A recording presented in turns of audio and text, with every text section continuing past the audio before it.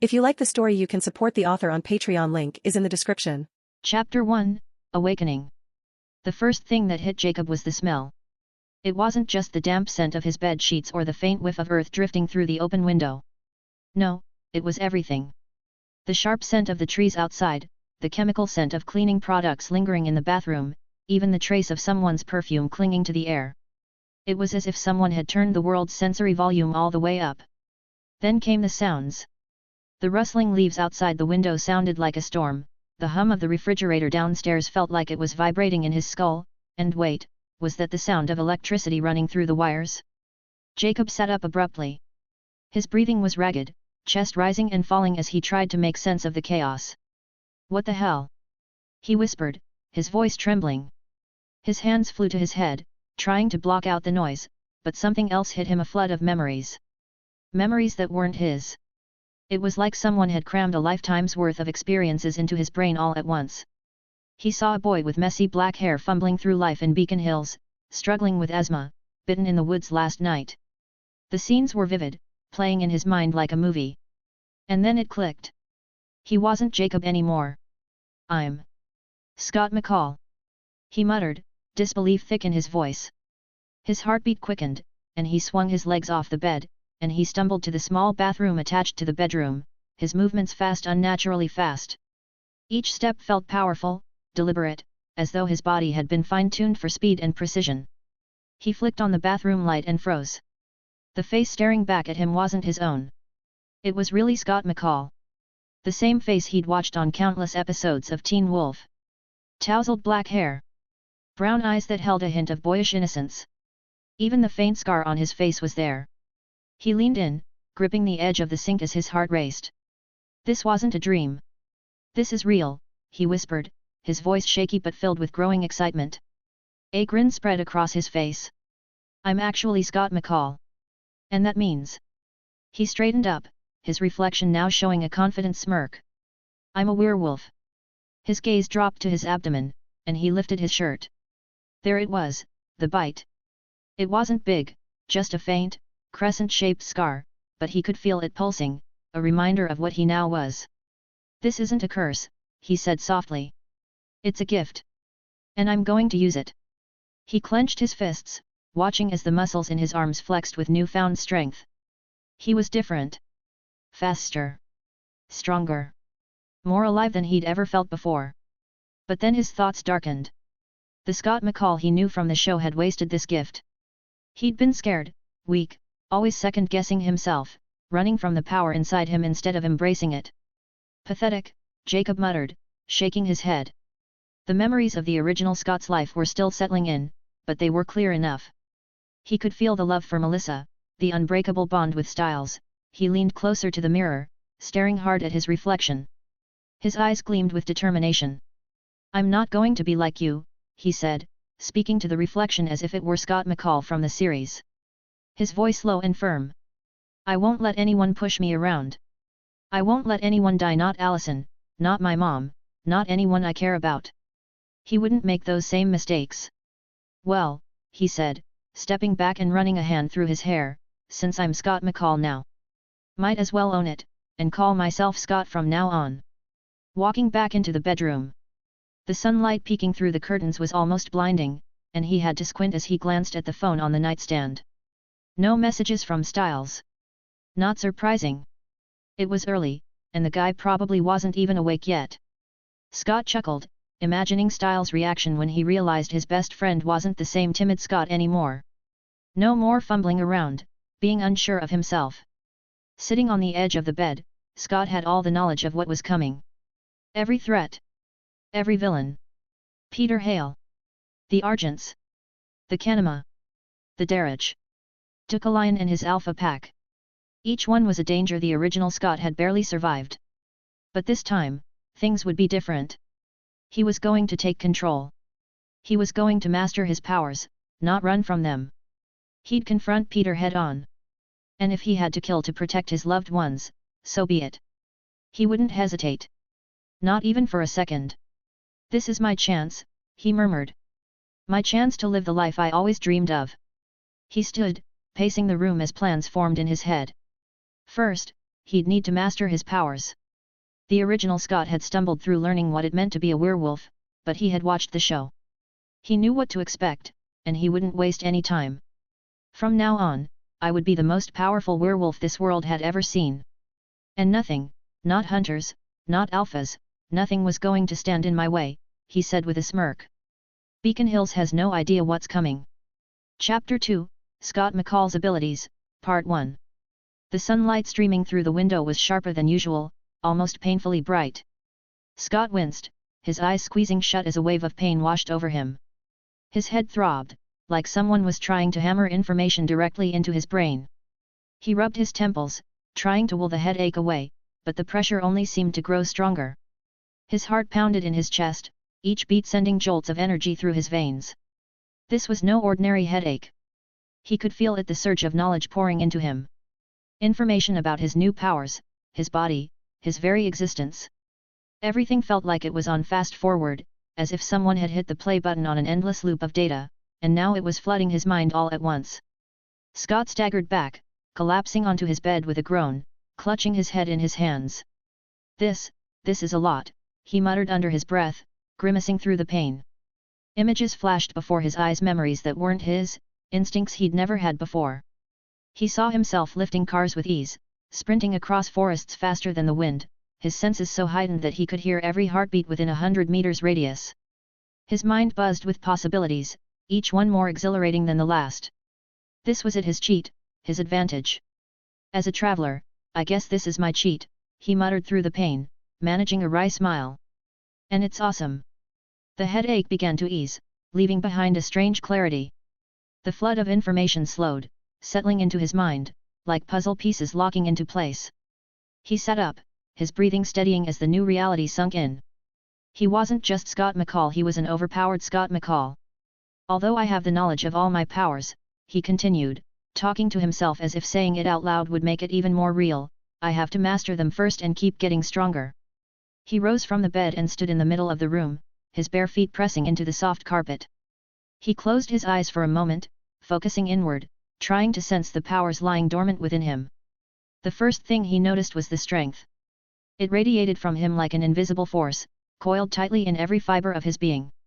Scott clenched his fists, feeling the surge of raw power in his hands. He wasn't just strong, he was capable of lifting tons. His strength didn't just come from his arms, it extended down into his legs, through every inch of his body. He could crush metal with his bare hands, leap across rooftops with ease. Superhuman strength, he said to himself, letting the words hang in the air, testing them. I could probably throw a car if I wanted to. He smirked. Scott let out a breath, the smirk still on his face as he moved on to the next power. Superhuman speed. The knowledge settled in his mind like second nature. He didn't even need to think about it, his body already knew what to do. He could run so fast, it would be nearly impossible for the human eye to track him. He could move faster than any creature in this world, faster than anything should be able to move. The idea sent a thrill through him. He imagined racing across the woods, nothing but a blur to those who tried to follow. I'm basically the Flash, he muttered with a chuckle. The sheer speed excited him almost as much as the strength. And that wasn't all. He had stamina to match. No more getting tired during practice, no more struggling through endless nights. His body produced fewer fatigue toxins than any human's, granting him superhuman levels of endurance. Superhuman stamina, he murmured, feeling his muscles hum with latent energy. He could go for days without feeling worn out, pushing his body to its absolute limit. And then there was the agility. Scott moved lightly on his feet, shifting from one leg to the other. Every movement felt more precise, more controlled. He didn't just have strength and speed, he had balance, agility that went beyond anything an ordinary human could achieve. He could climb, jump, and maneuver without breaking a sweat, without missing a beat. Superhuman agility, he said with a satisfied nod. But the powers didn't end there. His body, his durability was next. He glanced down at his arms, flexing his fingers, feeling the unyielding strength beneath his skin. His body has an extraordinary resistance to injury, much tougher than any normal werewolf's. In his werewolf form he can withstand attacks from conventional weapons with little more than a scratch, and even more advanced weaponry has a hard time piercing his defenses. His durability grows alongside his strength, the more powerful he became, the harder it would be to injure him. The idea made him feel invincible. And then there were his senses. He closed his eyes, letting them wash over him: the heightened smell, the sharper vision, the acute hearing. Everything was amplified. Scott paused, considering the full extent of his abilities. The powers seemed endless, each one building on the last. But 3 of them stood out, 3 that made his pulse quicken with excitement. Dominion, he said quietly, his voice filled with awe. It was the ultimate form of control. He would have absolute command over his powers, his emotions, his very self. No more losing control during the full moon, no more giving in to the primal urges of the wolf inside. He would be the master of his own fate. Then there was power absorption, the ability to take the powers of other supernatural beings. Scott's breath caught in his throat as he considered the possibilities. The world of Teen Wolf was full of creatures, each with their own unique abilities, strengths, weaknesses. And he could take those strengths for himself, absorb their power, their very life energy, through his claws. I can become even stronger, he whispered, the idea filling him with anticipation. He could make those abilities his own, mastering them, integrating them into his arsenal. But the final power, the one that made his heart race the most, was immunity. Scott's mind reeled as he considered the implications. He would be immune to the things that had plagued werewolves for centuries. Silver, wolfsbane, even electricity and poison, they wouldn't touch him. He could walk through mountain ash as if it was nothing, immune to its effects, and immune to mental attacks. No weaknesses, he said softly, a slow smile spreading across his face. Only stronger supernatural beings than me can hurt or kill me. The weight of those words sank in, settling into his bones like a promise. He was not the vulnerable, indecisive Scott. He was something more, something stronger. And with time, he would master these powers, become the most powerful werewolf in existence. He closed his eyes for a moment, a grin tugged at his lips. Dominion. Power absorption. Immunity, he said quietly, savoring the words. Yeah, these abilities are my favorites. Chapter 3, Scott McCall's Abilities, Part 2. Scott took a deep breath. In his mind, the knowledge was there, his claws and teeth were his most basic weapons, but far from ordinary. They were capable of cutting through anything: wood, metal, stone. Nothing was safe from their razor edge. They could rend through a variety of substances with ease, and he could use them to scale walls, moving with a speed and agility few could rival. Let's try this, Scott murmured, feeling his heart pick up with anticipation. He closed his eyes, focusing inward, reaching for that transformation. He felt a sharp tingle in his fingertips, and with a burst of willpower, his claws began to emerge. It didn't hurt, but it felt strange, like his body was adjusting to a natural, more dangerous state. His eyes snapped open, and he grinned as he admired the sharp, black claws that extended from his fingers. They glistened in the light, as deadly as they were beautiful. Scott flexed his fingers, feeling the immense power they held. Sharp enough to tear through anything, he said softly, his voice tinged with awe. I could tear through concrete with these. His heart raced with the thrill of it. He had imagined this moment so many times, having these kinds of powers, testing their limits. And now, here he was, with abilities that far surpassed anything he could have dreamed. But he wasn't done yet. There were more powers to explore. Scott went to the bathroom and glanced at his teeth in the mirror, willing them to shift, to reveal the dangerous fangs that now hid just beneath his gums. They responded instantly. His canines lengthened, sharpening into lethal weapons. He grinned, flashing his reflection a menacing smile. Claws and teeth, he thought. The perfect tools of a predator. But his claws and teeth weren't just for tearing through his enemies or crawling along walls. They had another, more dangerous purpose. His bite and even his scratch could be infectious, turning others into werewolves like him. Scott raised his hand, staring at the sharp claws that could deliver that fate. I can turn people, he said, shaking his head in disbelief. But, I can control it. I can choose when my bite is infectious. The idea filled him with a mix of awe and responsibility. He had the power to create more werewolves, to bring others into this world, but he also had the control to stop it from happening accidentally.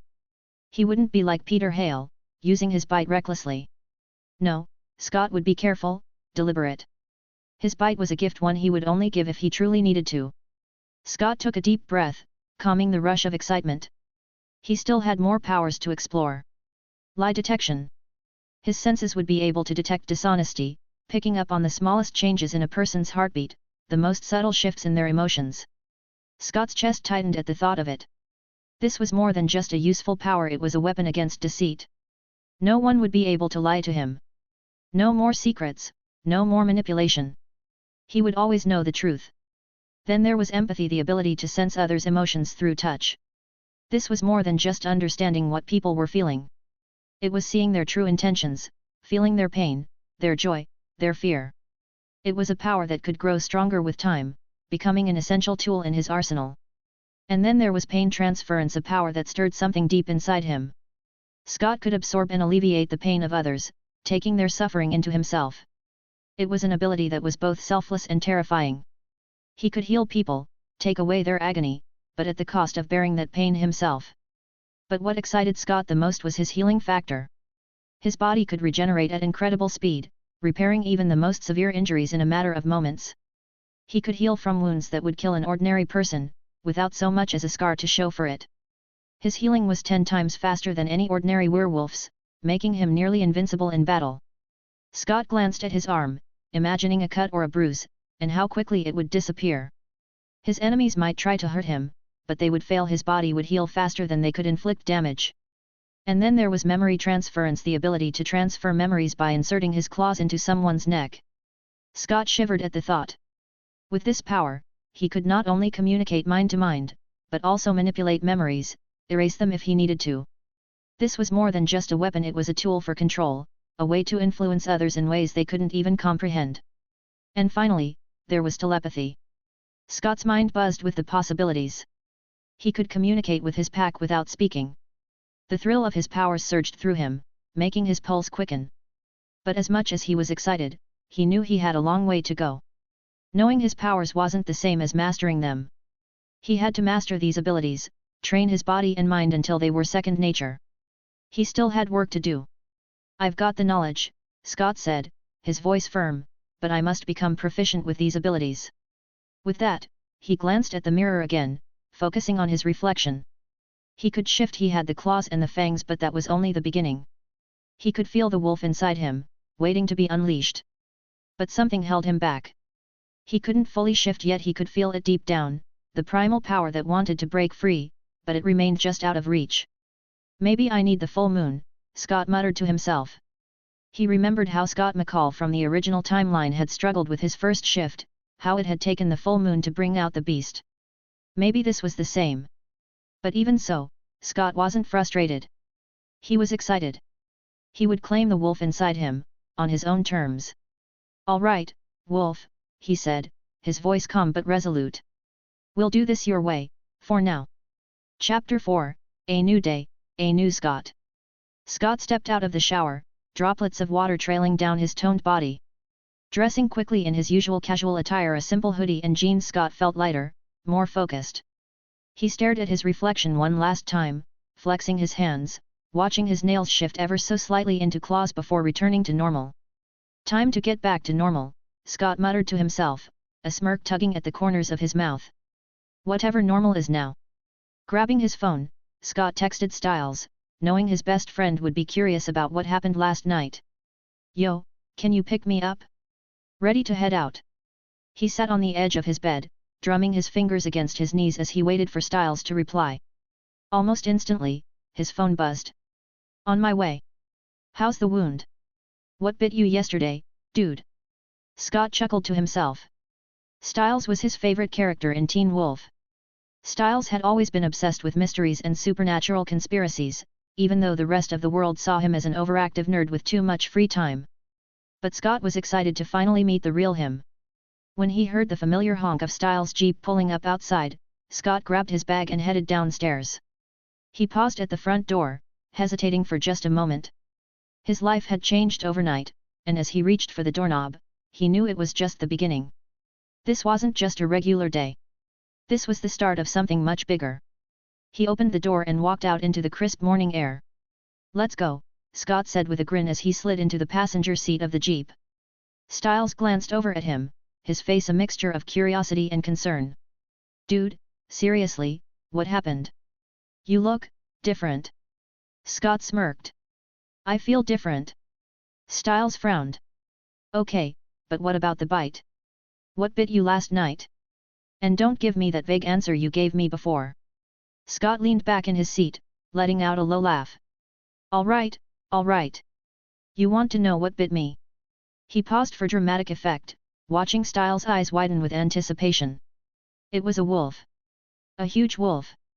Styles blinked, his mouth opening slightly in disbelief. What? He shook his head as if trying to clear it. Scott, dude, there haven't been wolves in California for, 60 years. Scott shrugged, trying to keep a straight face.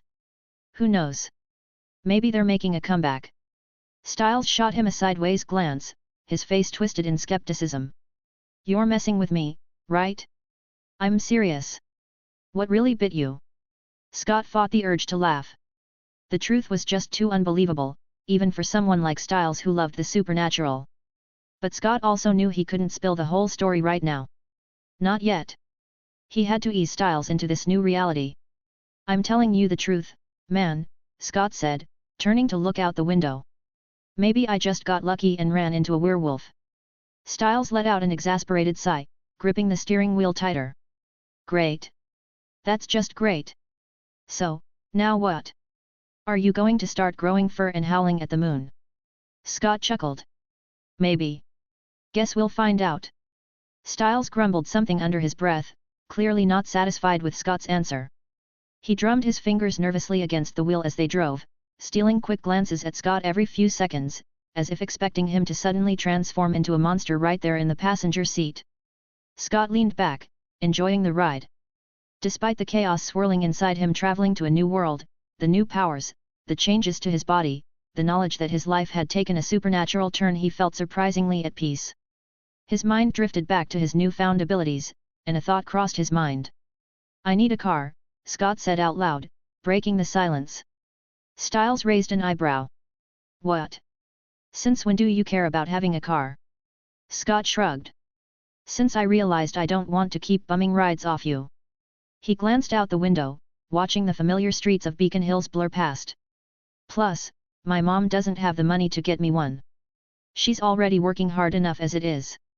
I don't want to trouble her with that. Styles thought for a moment before nodding. Yeah, I get that. Your mom's awesome, but she's got a lot on her plate. There was a brief pause before Styles looked over at Scott again, a mischievous grin spreading across his face. Why don't you ask your dad? Scott smirked. Yes, why didn't I think of that? He said, letting out a low laugh. Good idea, Styles, I should ask my useless father to buy me one. Scott smiled, a hint of mischief in his eyes. I mean, he's an FBI agent, so he's got the cash. And I never ask him for anything. Maybe it's time to cash in on all that absentee guilt. Thinking about it. In the TV show, Scott's dad had been gone for so long, a ghost in his life, ever since the divorce. Scott barely spoke to him, let alone asked him for favors. But the guy was loaded, and Scott hadn't asked for anything in years. Maybe it was time to change that. Scott said slowly. I should probably talk to my mom first. I don't want her to get upset, you know. Styles nodded. Yeah, you're right. You don't want to blindside her with a new car showing up out of nowhere. Scott finally said, his voice firm. I'll talk to my mom tonight, and then I'll call him. He owes me at least that much. Styles gave him a supportive nod. Good call. Plus, then we can stop riding around in my crappy Jeep all the time. Scott smirked. You love this Jeep. Styles laughed, tapping the dashboard affectionately. Yeah, but it's about time you had your own ride. Maybe get something that doesn't break down every week. They pulled into the school parking lot, the familiar chaos of Beacon Hills High greeting them as students streamed in, rushing to get to their lockers before first period. As they walked toward the front doors, Styles shot him a curious look. So, you gonna tell me what's really going on? You're acting weird, man. Like, really weird. Scott smiled, a hint of mischief in his eyes. Let's just say things are going to get interesting around here. Styles groaned. Oh, great. That sounds like trouble. Scott grinned. Maybe. But it's gonna be fun. Chapter 5, Allison Argent. As Scott walked through the crowded hallways of Beacon Hills High, He moved through the students with a bounce in his step, exchanging smiles and nods with his classmates. "Look at you, Mr. Popular," Styles said, slapping Scott on the back as they navigated the sea of lockers. "What happened to my timid best friend? Are you finally coming out of your shell?" Scott chuckled, shaking his head. "What can I say? It's a new day, and I'm feeling different, buddy. I'm ready to take on the world." But the moment of camaraderie was short-lived. As they rounded a corner, they were met with a familiar face. Jackson Whitmore stood there, arms crossed and a smug grin plastered on his face, flanked by a couple of his friends. Well, if it isn't the dynamic duo," Jackson sneered, his eyes flicking from Scott to Styles. "What are you two losers plotting? Another geek convention?" Scott didn't flinch. The old Scott might have looked down, mumbled a weak retort, or even tried to laugh it off. But this Scott wasn't the same. He took a step forward, his eyes locked on Jackson's, standing just a bit too close for comfort. The tension in the air was palpable. A grin playing at the corners of his mouth. "Well, jackass. I could try explaining how I feel about your insult, but I'm not sure your one brain cell could handle it." Jackson's cocky grin faltered for just a second, but he quickly masked it with a laugh. "Oh. You're brave now, McCall." Scott stepped even closer, their faces just inches apart. He locked eyes with Jackson, an intense calm washing over him. "What are you going to do about it, jackass?" he challenged, the air thick with tension. The question hung in the air, sharp and pointed. Jackson's bravado started to crumble under Scott's unrelenting stare. His eyes flickered nervously as he realized this wasn't the same pushover he was used to bullying. There was something new in Scott, something dangerous, something that made Jackson feel uncomfortable. Jackson finally took a step back, scoffing, but there was no bite in his words. "Whatever, McCall. I've got better things to do than waste time with losers like you." He turned and walked away, but Scott didn't miss the tension in Jackson's shoulders. It wasn't victory through violence, but Jackson knew now that Scott wasn't someone to mess with. Styles, who had been standing quietly beside Scott, let out a low whistle. "Dude, that was epic," Styles said, wide-eyed. "Since when do you make Jackson back down?" Scott grinned, feeling the surge of power from the encounter. "Since now. I'm not taking crap from anyone, especially not him." As they settled into their first class, the energy shifted back to a more mundane routine. Their teacher walked in, her demeanor serious, and Scott felt the atmosphere grow tense. "As we all know, there was a body found last night in the woods," she began, her voice steady but grave. "And I'm sure your little minds are coming up with various scenarios about what might have happened. But I'm here to tell you that the sheriff has a suspect. So now you can put all of your attention on your studies." Styles' stomach twisted at the mention of the body. And Scott seemed unconcerned by what the teacher said and was lost in his thoughts. But as quickly as the dread settled in, a voice pulled Scott from his thoughts. Just outside the classroom. "Mom, don't you think 3 calls is a little overdoing it on my first day?" Scott's eyes followed the sound, his enhanced hearing allowing him to track the girl's conversation even through the walls. As she hung up, he saw her outside the classroom window. She was beautiful, her dark hair framed her face perfectly, and her expressive eyes sparkled even from a distance. "Everything but a pen," she muttered to herself, rifling through her bag. "Oh my God, don't tell me I forgot a pen." Scott couldn't help but smile. The girl was Allison, and there was something magnetic about her. His wolf senses stirred, and he felt an inexplicable pull toward her. Before he could think too much about it, the classroom door opened, and the principal stepped in, followed by Allison. "This is Allison Argent, a new student here at Beacon Hills High. Please do your best to welcome her." Scott's eyes widened slightly. In this moment, all he could focus on was her presence. There was something undeniably captivating about her, something that called to him on a deeper level. He watched as she scanned the room, her eyes finally landing on the empty seat behind him. Without thinking, Scott reached into his bag, pulling out his spare pen and holding it up toward her as she walked by. "Hey, you forgot this," he said smoothly, flashing her a confident smile. Allison stopped, her expression softening into a grateful smile. "Wow, thanks. I guess I owe you one." "Don't worry about it," Scott replied, his tone casual. "Just doing my part to save the day." She laughed softly, and Scott felt a rush of warmth spread through him. There was something electric about the brief touch of her fingers as she took the pen from his hand. He leaned back in his chair, his heart racing just a little faster than usual. As the teacher resumed the lesson, Scott stole a glance over his shoulder. Allison was already focused on taking notes, but he couldn't shake the feeling that this was the beginning of something big. Maybe it was the wolf inside him, or maybe it was just his natural confidence, but he knew this was the girl. Styles nudged him with his elbow, whispering, "Dude, that was smooth. You've been taking flirting lessons behind my back or something." Scott smirked, keeping his eyes forward. "Maybe I'm just naturally good at it." Styles chuckled, clearly impressed. "Well, whatever it is, it's working. You didn't even stutter this time. Proud of you, buddy." "Yet, well, I'm full of surprises these days," Scott muttered, his mind drifting back to his newfound powers. The bell rang, pulling him from his thoughts. Scott stood up, stretching his limbs, ready to embrace whatever the day held. "You ready for the next class?" he asked Styles, who was already bustling to gather his things. "Dude, that was only the first class? This day is going to feel like it's dragging," Styles replied, rolling his eyes dramatically. As they walked out of the classroom, Allison caught up with him. "Hey, Scott, right?" She approached him. "Thanks again for the pen. I really owe you one," she said, her smile as bright as before. Scott returned the smile, and replied smoothly. "Scott McCall." Feeling more at ease than he had all day. "You're welcome. Let me know if you need anything else." "Well, Scott McCall, I'll be sure to remember that," she laughed lightly, and it sent a wave of warmth through him. "So, what's the deal with this place? I feel like I walked into a horror movie with that body in the woods and all." Scott glanced at Styles, who was pretending to gag dramatically, then turned back to Allison. "It can be a bit intense around here, but it's not so bad once you get used to it. Just stick with me, and I'll keep you out of trouble." Allison raised an eyebrow, clearly amused. "Oh really? You think you're up for that?"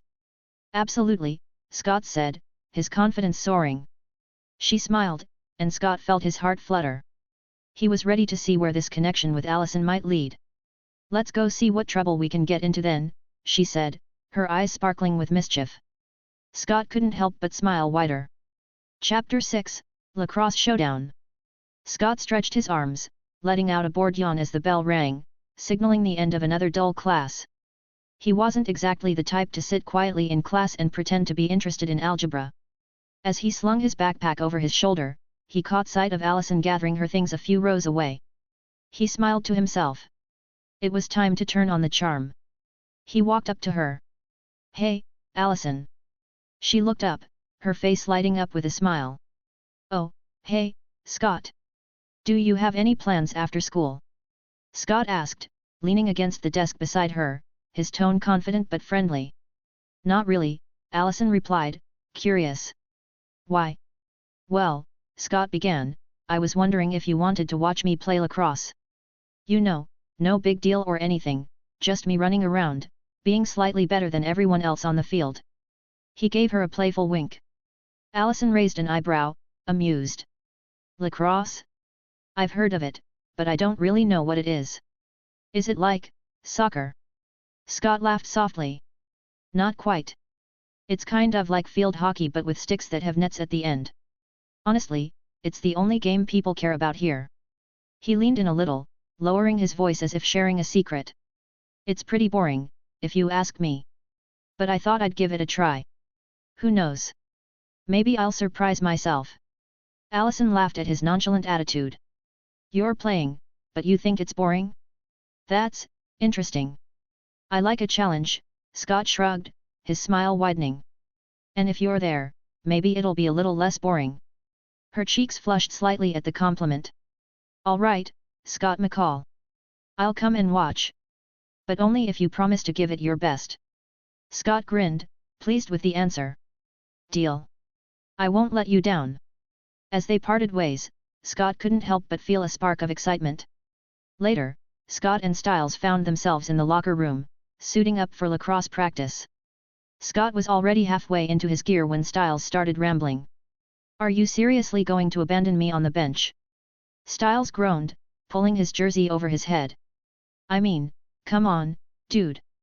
Who am I supposed to talk to while Jackson prances around, acting like he owns the place? Scott smirked, adjusting his shoulder pads. You could always try, I don't know, watching the game. Styles shot him a look. Watch the game? Who does that? I'm there to offer my sarcastic commentary and snide remarks about Jackson. Plus, you know, moral support for my best friend. But if you're on the field. Relax, Styles, Scott said, his tone teasing. I'll still be around to make fun of Jackson with you after the game. Besides, you might actually enjoy watching me kick some ass out there. Styles scoffed. Oh, I'm sure I will. But just so we're clear, if you couldn't make the cut, I will not be your moral support. Scott laughed. Don't worry. I've got it under control. Thanks to his dominion over his abilities, Scott had full mastery of his wolf powers even in a high-stress situation like a lacrosse game. He wouldn't need to hold back much, but he wasn't going to show off too much either. Just enough to make sure Jackson knew who the real alpha on the field was. When they stepped onto the lacrosse field, Scott's eyes immediately found Allison in the bleachers. She was sitting next to Lydia, who looked disinterested, as usual, but Allison? She was watching him. That alone was enough to make Scott want to push himself a little harder. Hey, Scott, Styles whispered, nudging him as they headed to their positions. Allison's totally checking you out. Scott smirked. Of course she is. I'm a catch. Whoa, someone's confidence has definitely leveled up, Styles teased. I don't even recognize you anymore. Scott shrugged. What can I say? Things change. Jackson, already on the field, spotted them from across the way and sneered. McCall, try not to embarrass yourself out there. This isn't like running through the woods with your loser friend. Scott didn't bite. Instead, he simply gave Jackson a calm, knowing look, the kind that spoke volumes without a word. Jackson wasn't even on his radar. The whistle blew, and the game began. Right from the start, Scott could feel his senses heightening. The sound of the ball whipping through the air, the pounding footsteps of his teammates, the murmur of the crowd, it all came to him in sharp detail. But with his control, it wasn't overwhelming. It was empowering. Scott moved effortlessly across the field, his enhanced speed making it seem as if he was gliding past his opponents. He kept his strength in check, making sure not to draw too much attention, but it was clear to everyone that something was different about him. The way he handled the ball, the way he dodged defenders, the way he effortlessly scored goal after goal, it all left the crowd in awe. McCall's on fire. Coach Finstock yelled from the sidelines, barely able to contain his excitement. That's it, McCall. Keep it up. Show them how it's done. From the bleachers, Allison cheered along with Styles, clapping every time Scott made a play. Lydia, on the other hand, was visibly upset. Her eyes flicked between Scott and Jackson, clearly annoyed that Scott was outperforming her boyfriend. By the end of the game, Scott had scored more than half the team's points, leading them to a decisive victory. As the team gathered on the field, high-fiving and celebrating, Coach Finstock approached Scott, clapping him on the back. McCall, that was incredible. I'm making you co-captain with Jackson, Finstock declared, as if it were the highest honor he could bestow. Scott, still breathing steadily, shook his head. Thanks, Coach, but no. Finstock blinked in confusion. No? What do you mean, no? I mean, I'll be captain, or I don't play, Scott said confidently, his eyes flicking to Jackson, who was glaring at him from a few feet away. Jackson can be captain when I'm not on the field. But when I am, I lead. The coach was taken aback for a moment, but after seeing Scott's performance, he couldn't argue. All right, McCall. You're captain. Jackson fumed, his face twisted in anger, but Scott didn't even spare him a glance. His eyes were on Allison, who was walking down from the bleachers toward him. Scott. Allison called out, her smile bright as she approached him. You were amazing out there. Scott grinned, feeling a surge of pride at her words. Thanks. I told you I'd try to make it interesting. Allison laughed, her eyes shining with admiration. You definitely did.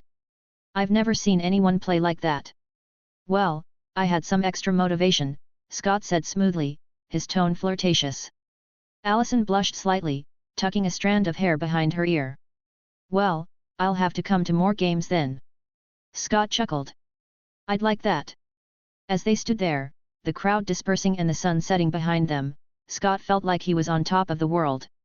He had Allison's attention, his team's respect, and full control of his abilities. But deep down, Scott knew that this was just the beginning. There were bigger challenges ahead: supernatural forces, dangerous enemies, and the responsibility that came with his powers. But for now, as he basked in the glow of his victory and Allison's smile, he let himself enjoy the moment. After all, he had plenty of time to deal with the rest. Chapter 7, A Chance Encounter. The smell of antiseptic filled the animal clinic as Scott pushed open the door, a quiet hum of fluorescent lights above him. He liked working here, the calm atmosphere and the steady routine. It gave him time to think, something he needed now more than ever with all the changes happening inside him. After the lacrosse game earlier, Scott had felt even more confident in his new life. As soon as he walked in, Scott noticed Deepening standing by the door.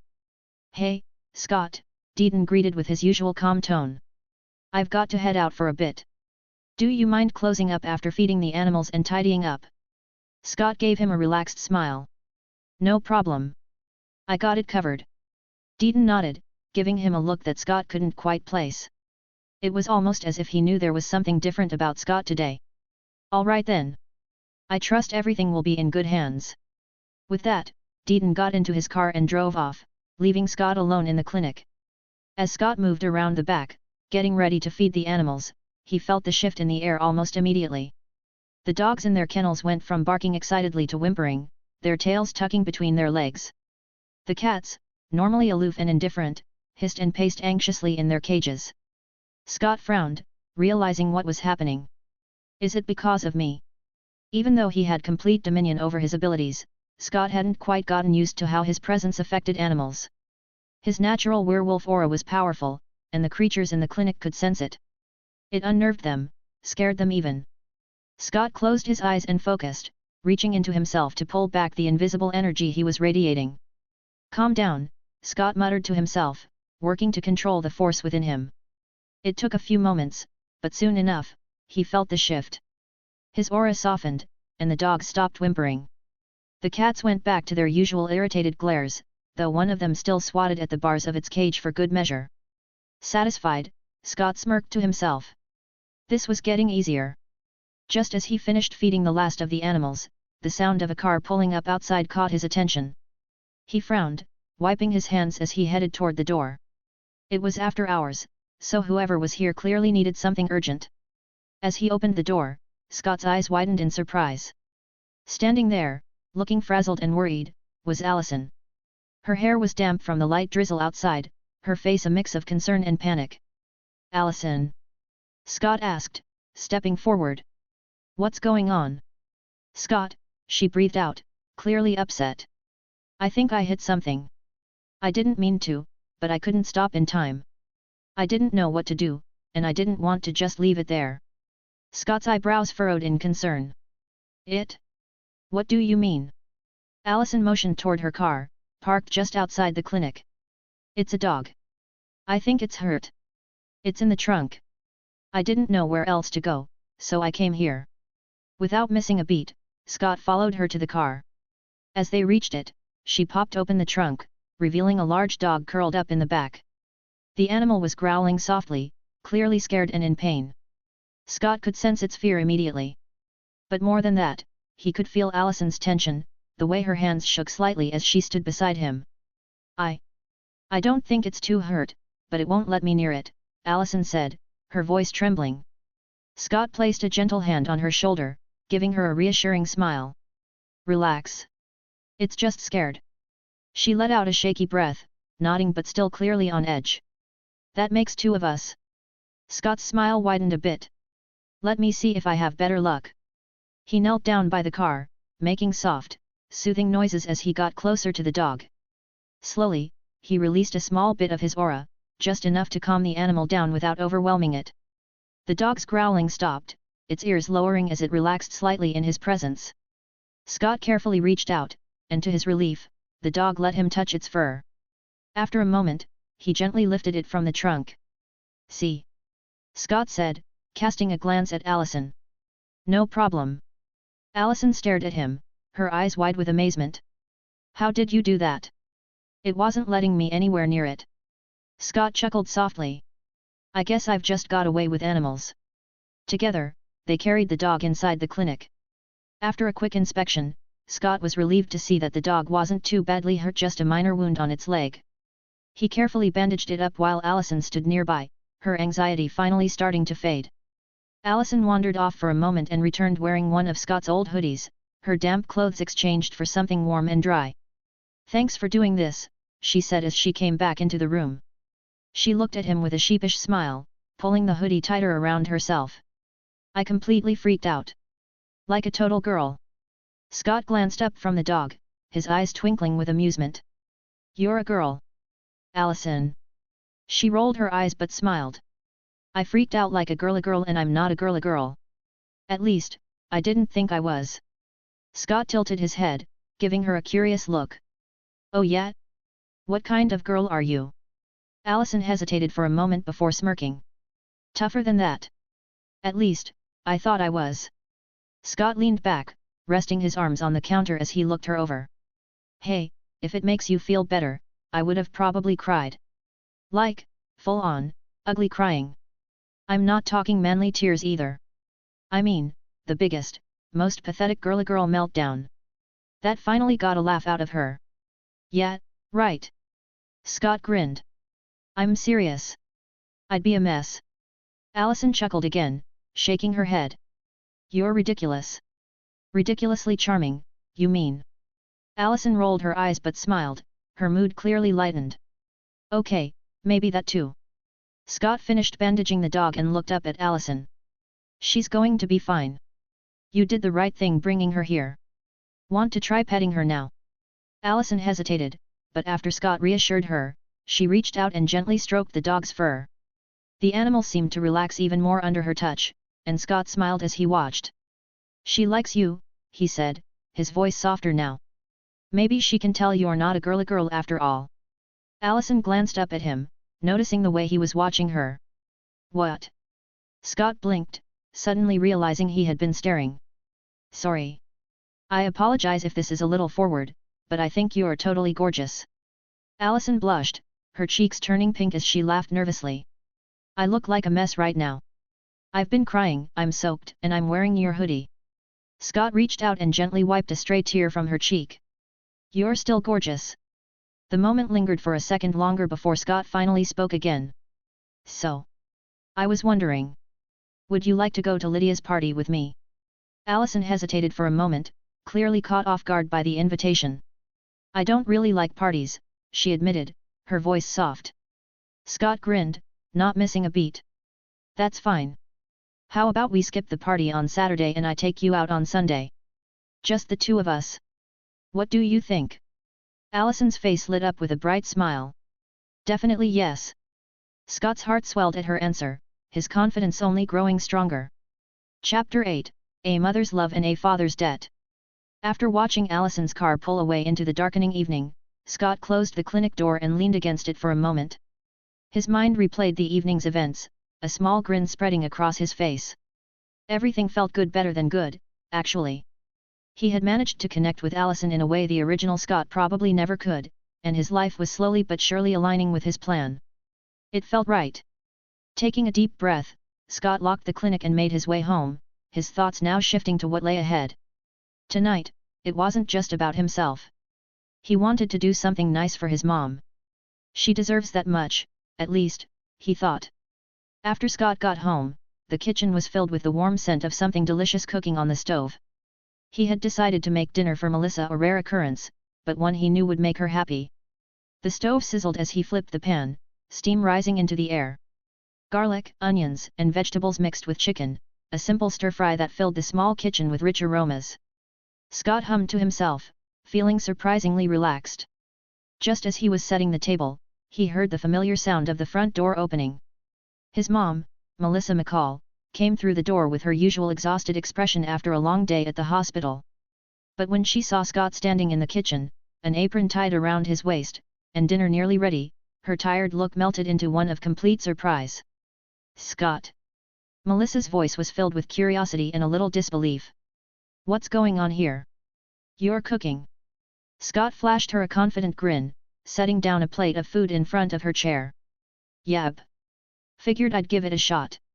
You know, take some of the load off. Melissa raised an eyebrow, eyeing the food suspiciously before smiling. I don't think I've ever seen you near the stove unless you were making instant ramen. What's the occasion? Scott chuckled, sitting down across from her. No occasion. Just thought it was about time I did something nice for you.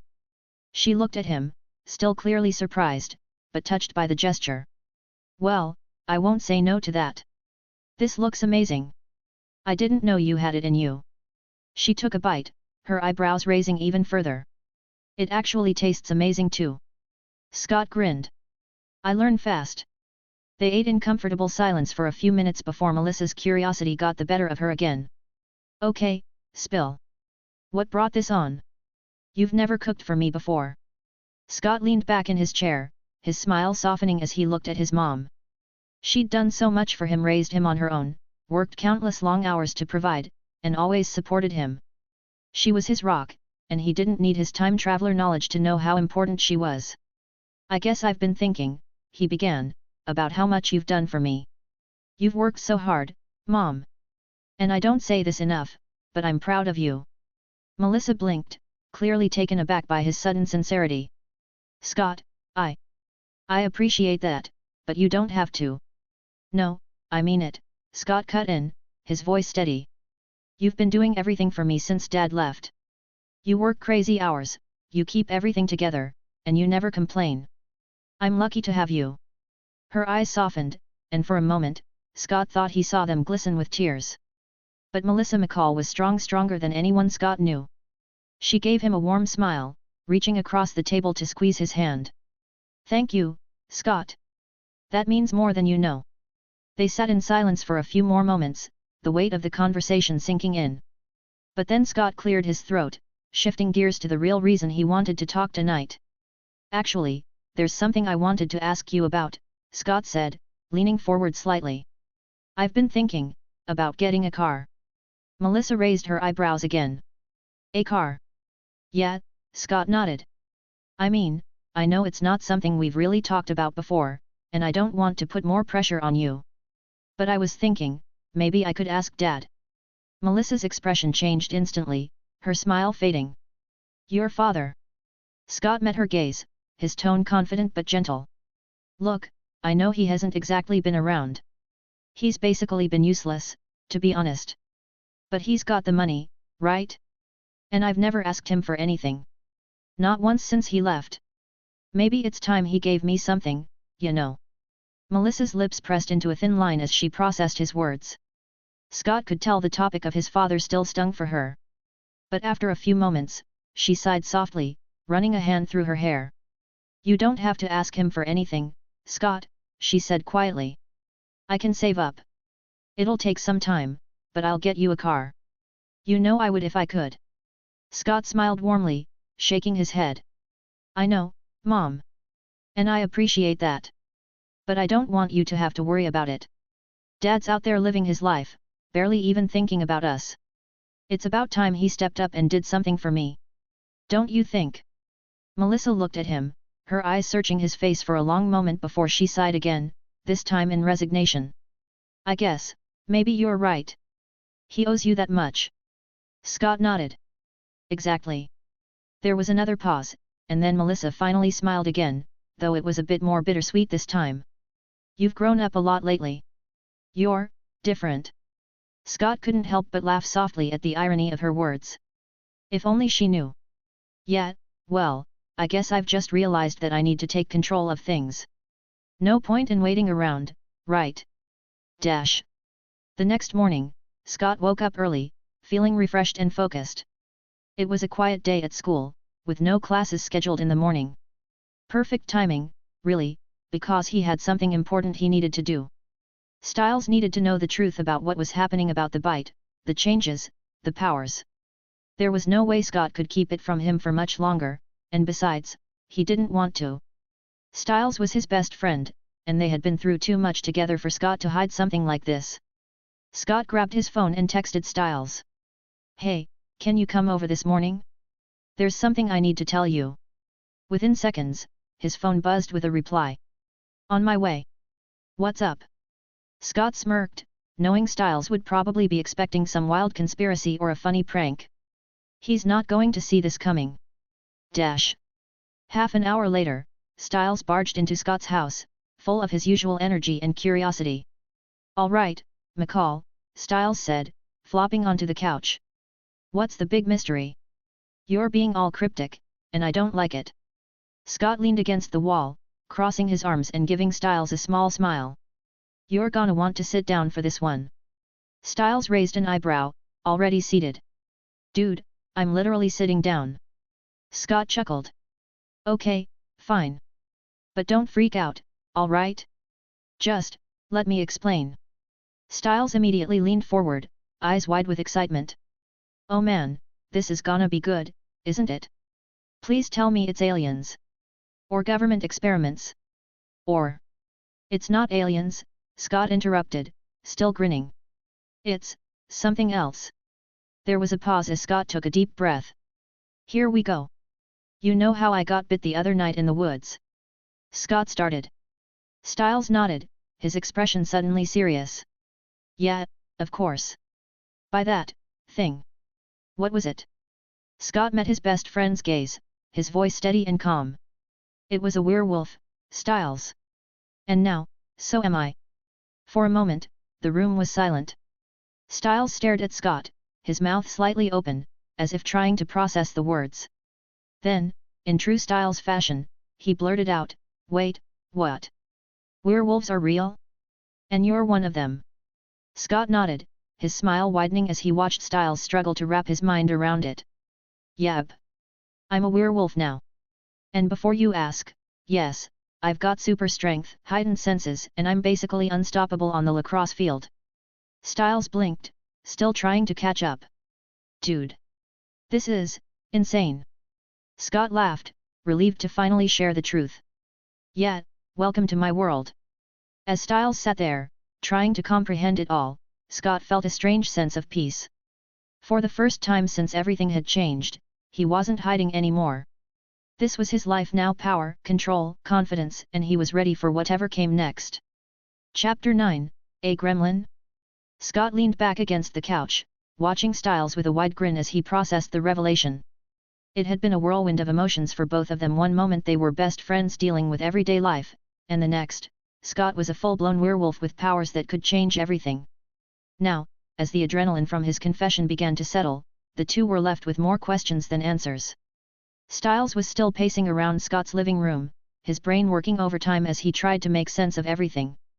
Okay, so let me get this straight. You can hear, smell, and see everything, right? Super strength, crazy fast reflexes, the whole werewolf package. Scott nodded, looking amused. Yep, that's about right. And you don't, lose control or turn into some rabid beast during the full moon? Scott chuckled. No. I've got it under control. Dominion over my powers or something like that. Styles stopped pacing and narrowed his eyes. Right. So what if I wanted to become a werewolf too? You could just bite me, and bam, I'd be like you. Scott raised an eyebrow, a teasing glint in his eyes. Technically, yeah. But, knowing you, Styles, you wouldn't turn into a werewolf. You'd probably turn into I dunno, a gremlin. Styles froze mid-step, then whipped his head toward Scott, a look of mock indignation on his face. A gremlin? Seriously? Scott burst out laughing, unable to contain himself at the mental image of Styles as a tiny, mischievous creature causing chaos everywhere. Yep. You'd be this tiny little monster, probably chewing through wires, knocking things over, and definitely causing mayhem at school. Styles pretended to be offended, crossing his arms over his chest. Oh, you're hilarious. Keep talking, McCall, and I'll show you a gremlin's fury. Before Scott could respond, Styles lunged at him, tackling him onto the couch. The two friends ended up in a mock wrestling match, with Scott holding back just enough to make it fun. Styles, ever the underdog, tried his best to pin Scott down but quickly realized it was like wrestling a brick wall. Dude, you're like a tank now. Styles groaned, trying to push Scott off him but failing miserably. Scott only laughed harder, effortlessly flipping Styles onto his back. I told you, man. Super strength. After a few minutes of playful wrestling and laughter, the two finally collapsed on the couch, out of breath but still grinning like idiots. It felt good normal, even despite everything that had changed. Styles, ever the quick thinker, was the first to get back on track. He sat up, wiping sweat from his brow, and looked at Scott with a more serious expression. All right, so we're not turning me into a gremlin, yet. But we do need to figure out what's going on with that monster in the woods. The one that bit you. He's gotta be the same one that killed that girl, right? Scott's smile faded slightly, and he nodded. Yeah, it's gotta be connected. I don't know who or what he is yet. But I need to find out. Styles nodded, his mind racing again. And we're sure he's a werewolf? Like, he could be something else, right? Or maybe there are more of them out there. Scott sighed, running a hand through his hair. It's possible. We don't know how many supernatural creatures are out there. But we'll figure it out. Styles leaned back against the couch, his brow furrowed. We need a plan. We can't just run around chasing monsters in the woods without a clue. And what if this thing comes after you again? Or worse, what if it comes after Allison? Scott's eyes flashed at the mention of Allison. I won't let that happen. I'll protect her. Styles gave him a wary look. Yeah, but Scott, her family. We still don't know enough about them. What if they're dangerous? You said they're hunters. As in, they hunt werewolves like you. Scott's jaw tightened slightly, his confidence unwavering. They don't know about me, and I'm not afraid of them. Styles threw his hands up in exasperation. Dude, they're hunters. They probably have weapons and traps and I don't know, years of experience killing supernatural creatures. You can't just walk into this blind. Scott shook his head, still calm but more serious now. Look, I know what they are. I know Allison's family hunts werewolves. But Allison doesn't know. She's different. And I'm not going to let her get hurt because of something she's not even part of yet. Styles stared at him, his face a mixture of concern and frustration. Scott, I get it, okay? You like her. But this is serious. What if her dad finds out about you? Or her mom? They're not just going to sit back and let you date their daughter if they find out you're a werewolf. Scott's eyes narrowed slightly, a fire burning behind them. Then I'll deal with it. I'm not going to be afraid of them, Styles. The intensity in Scott's voice surprised even Styles, who blinked a few times before nodding slowly. Okay, okay. I get it. You're not afraid. But just, be careful, all right? I don't want to see you get hurt because of this. Scott's expression softened, and he gave Styles a reassuring smile. I'll be fine. I've got this under control. Styles didn't look entirely convinced, but he knew better than to argue with Scott when he had that look in his eyes. All right, fine. But promise me one thing. No more secrets, okay? We're in this together. Scott nodded. No more secrets. I promise. There was a brief silence as the two friends sat there, the weight of the conversation settling in. Styles tapped his fingers against the armrest, his mind still racing with questions and concerns. So, Styles said after a moment, trying to lighten the mood.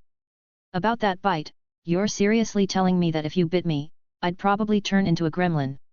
Scott chuckled, the tension easing as he leaned back against the couch.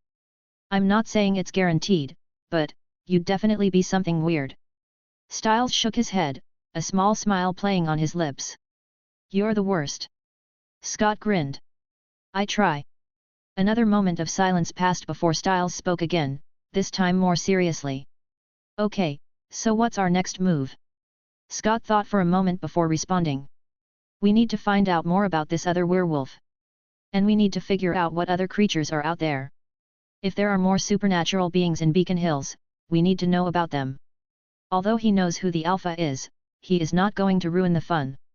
Styles nodded. Agreed. But where do we start? Scott stood up, pacing a bit as he thought it through. I've been thinking about it. The bite happened in the woods, right? We should start there. Maybe there's something we missed. Tracks, a scent trail, anything. Styles raised an eyebrow. A scent trail? Seriously? Scott shrugged, a smirk on his face. I have super senses now, remember? Might as well use them. Just then, Styles' phone buzzed, and he glanced down at the screen. Oh. I've gotta go. Dad's calling. Probably wants to know why I'm not at home freaking out about school or something. Scott chuckled. Good luck with that. Styles stood up, still looking at his phone as he walked toward the door. I'll let you know if I find anything. But seriously, Scott, be careful, okay? And stay away from Allison's family. Scott watched as Styles left, his friend's words lingering in the air. But despite Styles' warnings, Scott couldn't shake the feeling that he was on the right path. He wasn't the same Scott McCall from the original timeline. He was stronger, smarter, and in control. He wasn't going to let fear dictate his life, and he certainly wasn't going to let anyone, even Allison's family, stand in his way. As Scott stood there, alone in the quiet house, he couldn't help but feel a surge of determination. The world was full of dangers, but he wasn't afraid. He had the power to protect the people he cared about. And nothing, not hunters, not monsters, not even the unknown, was going to stop him. Chapter 10, The New Creature. After Styles left, Scott felt a familiar sense of clarity wash over him. The clarity of knowing what's coming, and yet, the thrill of uncertainty in how his actions were shifting the timeline. He grabbed his phone and dialed a number he hadn't called in a while. The line clicked, and his father's voice came through, slightly gruff but familiar. Scott? What's up? Hey, Dad. I was thinking. I need a car, Scott said, skipping the pleasantries and getting right to the point. There was a moment of silence on the other end. A car? His father echoed, sounding a little thrown off. Yeah. Something reliable, nothing too flashy, Scott said, casually leaning back. It's about time you did something for me, don't you think? His father chuckled, but there was an edge to it, a hint of unease. You know, your mom and I.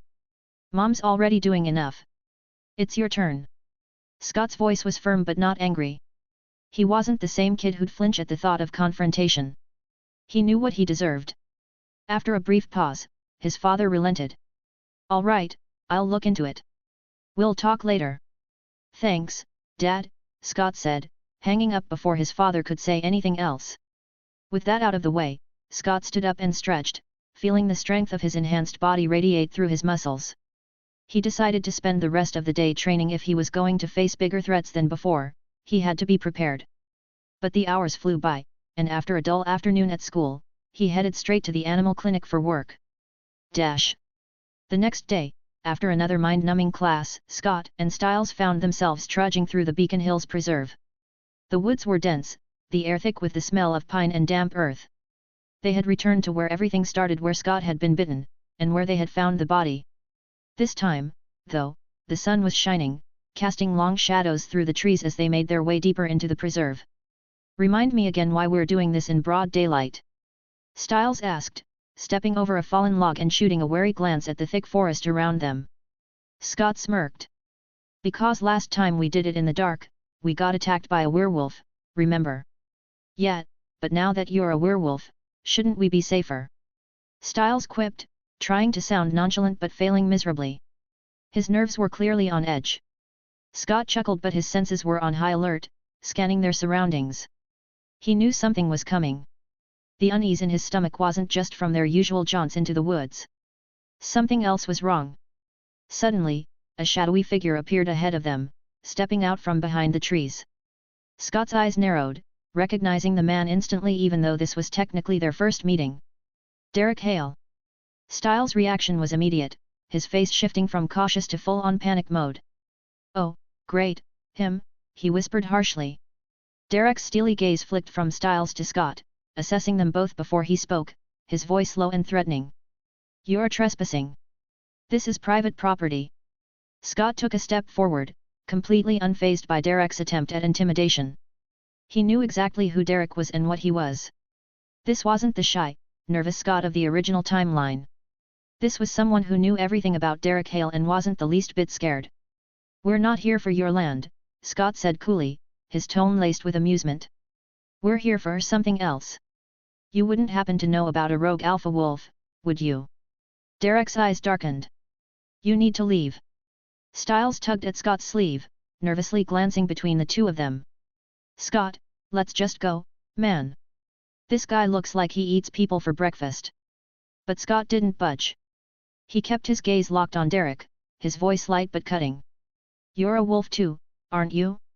But not the one we're looking for. Derek's expression hardened, his jaw clenching as tension filled the air. You don't know what you're talking about, Derek growled, his eyes flashing a warning. Scott raised an eyebrow. Oh, I do. But you're not the alpha we're after. He's much stronger than you. The words hung in the air for a moment before Derek snapped. His roar echoed through the forest, powerful and deafening, but Scott didn't even flinch. While Styles jumped back, practically tripping over his own feet, Scott stood his ground, his expression calm. I get it, you like to growl, Scott said, his voice laced with mock amusement.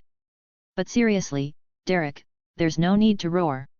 If you have something to say, just say it like a normal person. Derek's fists clenched, his anger flaring, but before anything else could happen, a foul stench hit them. Scott's nose wrinkled immediately. It was horrible, a mix of rot and stagnant water, like the smell of a rundown port that hadn't seen a cleaning crew in decades. Ugh, what is that? Styles exclaimed, covering his nose with his sleeve. Scott's stomach churned as the smell grew stronger. And then, out of the shadows, it came. A demon-like creature. Scott's eyes widened as he recognized the creature that stepped into view. It was exactly as he remembered from the stories and video games, a monstrous humanoid with grey, decayed skin, hairless, and eyes as white as a blank canvas. Its fingers were long and bony, tipped with sharp claws, and its mouth was filled with jagged, yellow teeth. The stench radiated from it, suffocating and vile. The creature stared at them with a kind of hunger that sent a shiver down even Scott's spine. But the thing that worried Scott most wasn't its claws or its teeth, it was the way the creature's gaze locked onto Styles, like he was the most appetizing thing it had seen in a while. Styles froze, his voice barely a whisper. What is that? Even Derek seemed taken aback, his usual stoic expression faltering for just a moment as his eyes darted to Scott, silently questioning whether this thing was the rogue wolf they'd been searching for. But Scott knew better. This wasn't part of the original timeline. No creature like this one had ever appeared in Beacon Hills, not in the Teen Wolf series at least. Scott's eyes narrowed as he took a step toward the creature, putting himself between it and Styles. Well, this is new, he muttered under his breath, then glanced at Derek and Styles with a wry smile. All right, my friends, that right there is a ghoul. Nasty, demon-like thing. Usually hangs around graveyards at night, but clearly, this one decided to come out and play early. Styles' eyes widened. A ghoul? Like from video games? Scott nodded, his gaze locked on the creature. Yep. Likes to eat human flesh. Styles paled. Wait, what? Flesh eating, like some kind of zombie? Not quite, Scott said, keeping his eyes locked on the creature as it took another step forward, its claws scraping against the ground. But close enough. The ghoul let out a low, guttural growl, the sound sending shivers down their spines. It crouched low, its greedy eyes fixed on Styles as it prepared to pounce. Scott's lips curled into a confident smirk. He'd dealt with monsters in games before, and now he was about to deal with one in real life. He cracked his knuckles, his body coiled with the readiness of a hunter. Derek, don't interfere, he said, his voice steady. Styles, stay back. I'm going to kill it. Before Derek could protest or Styles could freak out further, Scott's gaze sharpened, his wolf side beginning to surface. Chapter 11, The Thrill of the First Fight. Scott's eyes gleamed as he stared at the ghoul before him. The creature snarled, its white eyes gleaming with hunger, its putrid stench filling the air. Scott could hear its low growls, the tension in its muscles as it prepared to lunge. Despite the looming danger, Scott wasn't scared. In fact, he felt a rush of excitement. His heart pounded with anticipation, not fear. This was his first real fight since coming to this world, and while he hadn't gone through his first full moon yet and couldn't fully shift, he had enough power to handle this. He was certain of it. His claws extended from his fingers, sharp, deadly weapons that glistened in the fading light. They felt foreign but familiar at the same time, like an old instinct waking up inside him. He flexed his hands, testing them, before turning his attention back to the ghoul. All right, let's see what you've got, Scott muttered under his breath, a grin tugging at the corners of his lips. Behind him, Styles was practically glued to a tree, his face a mix of terror and disbelief. Scott? You sure you don't want Derek to help with this one?" His voice cracked slightly. Scott glanced over his shoulder, giving Styles a reassuring smile. "Relax, Styles. I've got this." Derek, on the other hand, wasn't as easy to dismiss. He stood a few feet away, arms crossed, his jaw clenched in frustration. He didn't like being told to stay out of a fight, especially one involving a monster. But Scott had insisted, and now Derek was watching, his eyes burning with disbelief and anger. "You're not ready for this, kid," Derek growled. "You don't even know how to fully shift yet." Scott shrugged, his eyes never leaving the ghoul, which was circling him like a predator. "Don't need to shift to handle this guy. He's not as tough as he looks." The ghoul let out a guttural snarl, then pounced. It moved with a speed that would have caught most people off guard, but Scott was already in motion. He ducked low, his wolf senses sharpening, and swiped his claws across the ghoul's side. The creature yelped, stumbling back, but its wounds began to heal almost instantly, the torn flesh knitting itself together with a sickening squelch. "Well, that's annoying," Scott muttered, though his grin only widened. The ghoul lunged again, swiping its razor-sharp claws at Scott's torso. He dodged most of the blows, but one caught him across the arm, drawing blood. The pain was sharp, but brief.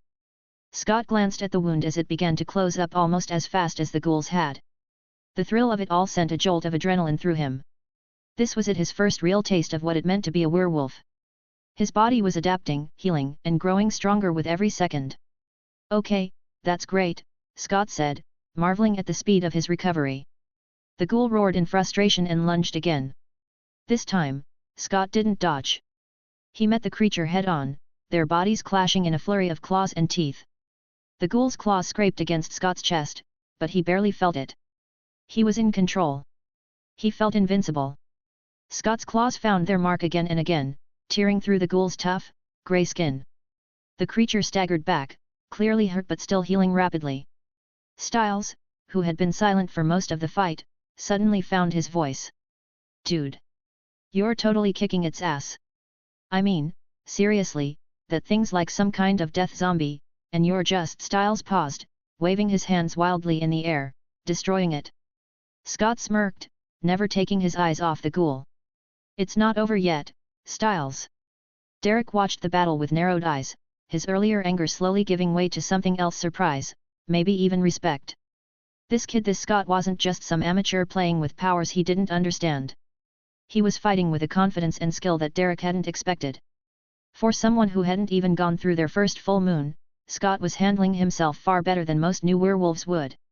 In fact, Derek was starting to realize that Scott might actually be stronger than him. The thought made Derek uneasy. Scott, meanwhile, was having the time of his life. Every punch, every slash of his claws felt more natural. He moved with precision, adapting quickly to the ghoul's speed and strength. The ghoul wasn't as powerful as Scott, but it was fast, its healing ability making the fight last longer than it normally would. But Scott didn't mind. He was enjoying himself. With a sudden burst of speed, the ghoul lunged for Scott's throat, its jaws snapping inches away from his skin. Scott sidestepped and countered with a swipe of his claws across the ghoul's back, sending it crashing to the ground. The creature scrambled to its feet, but Scott was faster. He grabbed the ghoul by the neck and slammed it into the dirt with enough force to shake the ground. The ghoul writhed, trying to break free, but Scott held it down effortlessly. His grin widened. "I think I've had enough fun for one day." He raised his claws and, with a swift, precise motion, plunged them into the ghoul's chest. The creature let out a final, pitiful screech before going limp, its body dissolving into ash as Scott's claws tore through its heart. Silence fell over the clearing. Scott stood over the pile of ash that had once been the ghoul, breathing heavily but grinning like a kid who had just won his favorite video game. "That was awesome," Scott declared, his voice filled with excitement. Styles, who had been watching with wide eyes, finally relaxed, letting out a nervous laugh. "Dude, that was insane. You just killed that thing. Like it was nothing." Scott turned to him, still grinning. "Told you I had it under control." Derek, however, wasn't as enthusiastic. He stepped forward, his gaze hard, though there was an edge of wariness to it now. You're stronger than I thought. Scott raised an eyebrow, clearly enjoying the compliment. You sound surprised. Derek's eyes narrowed. I am. You're not like any new werewolf I've seen before. You shouldn't be able to control your powers this well. Scott shrugged, his claws retracted back into his fingers. I guess I'm just built different. Styles snorted. Yeah, different is one way to put it. Derek's expression darkened. You don't know what you're getting yourself into, kid. This isn't a game.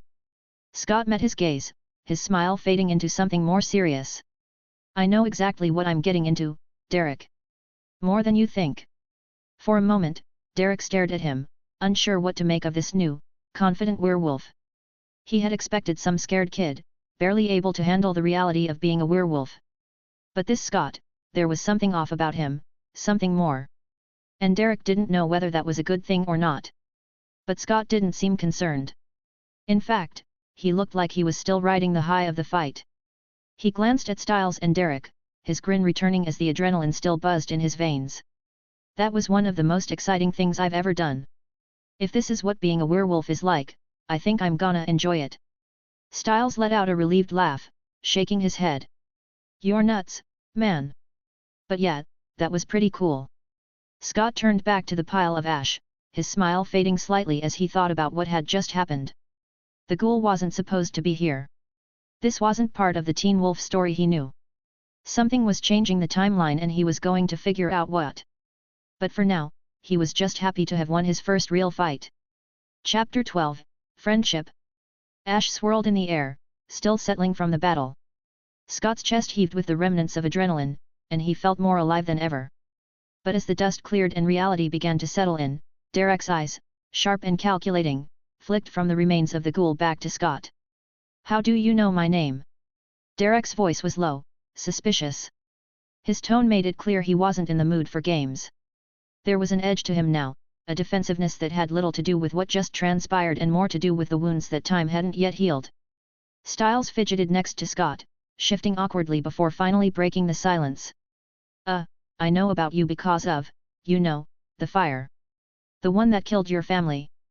Styles hesitated, his voice softening. It was a pretty big deal around here. Derek's eyes darkened, his expression unreadable. The mention of the fire, the tragedy that had stolen nearly everything from him, was like reopening an old wound. He clenched his fists, but he didn't say anything. Scott, sensing the tension, stepped in. I know about you because of the fire too, he said, his tone sincere. His gaze met Derek's, and for a brief moment, the bravado Scott usually wore so comfortably softened. I'm really sorry about what happened to your family. For a few seconds, there was only the sound of the wind rustling through the trees. The words hung in the air between them, laden with a weight that even Scott couldn't brush off easily. Derek's face remained impassive, though there was a flicker of something in his eyes: grief, anger, perhaps even gratitude. But whatever it was, he swallowed it down quickly. The atmosphere felt thick with unspoken emotions, and Scott, never one to dwell in awkward silences, decided to change the subject. He glanced back at the pile of ash that was once the ghoul and raised an eyebrow at Derek. Have you ever seen one of those before? Scott asked, motioning toward the remains. Derek blinked, clearly relieved by the shift in conversation. No, he admitted, his arms uncrossing as he relaxed slightly. I've never seen one, but I've heard stories. My mother told me about ghouls once. They're rare, but dangerous. They feed on human flesh, and their stench gives them away long before they attack. He glanced at the spot where the ghoul had stood, frowning. But I've never encountered one before today. Guess it's a good thing I was here then, hey. Scott quipped, flashing Derek a confident grin. Derek shot him a sharp look but didn't respond. He was still wary of Scott, uncertain of this teenage werewolf who seemed to wield power beyond what he should have. Scott, sensing Derek's mistrust but not particularly bothered by it, clapped his hands together. Well, it's been fun, Derek. I'm sure we'll see each other around. Without waiting for a response, he turned and nodded toward Styles. Let's go, Styles. As they walked away, Styles glanced back at Derek, who was still watching them with narrowed eyes. He doesn't like us, does he? Scott shrugged, completely unconcerned. He'll come around. Styles raised an eyebrow. You sound pretty sure of that. I am, Scott replied, his tone full of that easy confidence he'd grown into since arriving in this world. Derek's tough, but he's not the enemy. We'll need him at some point. He just needs to learn that I'm not like the other werewolves he's met. Styles snorted. Yeah, no kidding. You're like a cheat code for this whole supernatural business. Scott grinned, but it faded slightly as his thoughts shifted. They were heading toward the clinic, but Scott's mind was already elsewhere, thinking about the future, about the dangers that lay ahead. He glanced at Styles, who was humming some tune under his breath, seemingly oblivious to the gravity of what was coming. Hey, Styles, Scott said suddenly, his voice more serious than it had been all day. Styles stopped humming and looked over at him, frowning. What's up? Scott hesitated for a second, trying to find the right words. Things are going to get a lot scarier. I mean, what just happened with the ghoul? That's just the beginning. His voice grew more intense. There are going to be more monsters, more threats. And I'm not going to hold back. I'll do whatever it takes to protect the people I care about. Even if it means killing. Styles blinked, taken aback by the sudden seriousness in Scott's voice. Killing? He repeated, his voice uncertain. You mean, like, actually? Yes. Scott's voice was firm, and there was no hesitation in his eyes. I won't hesitate to kill anyone who threatens my friends or family. You need to know what you're getting into by sticking with me. If you're not okay with that, I need to know now. For a moment, Styles said nothing. He stared at Scott, his expression unreadable. Then, in true Styles fashion, he broke the tension with a dramatic sigh, throwing his arms up in mock frustration. Wow! First, you turn into a badass werewolf, and now you're talking about killing people. And what? You think that just because you're a badass now, you're gonna dump me as your best friend? Scott blinked, surprised by Styles' response. What? No, that's not. But Styles wasn't done. He put on his best wounded expression, clutching his chest theatrically. Oh, I see how it is. You get all wolfy and tough, and suddenly, poor little human Styles isn't good enough anymore. Is that it? Scott couldn't help but burst out laughing at Styles' over-the-top dramatics. That's not what I'm saying, and you know it. Styles dropped the act and grinned. Yeah, I know. But you're not getting rid of me that easily, Scott. Friends till death, remember. Scott's laughter faded, and his expression grew serious again. Styles, I'm being serious. I need to know if you're okay with the fact that I might have to kill people. Bad people, sure. But still. Styles' grin softened into something more sincere. He met Scott's gaze, his tone more grounded now. Scott, as long as you're not out there murdering innocent people, I'm with you. We've been through too much for me to walk away now.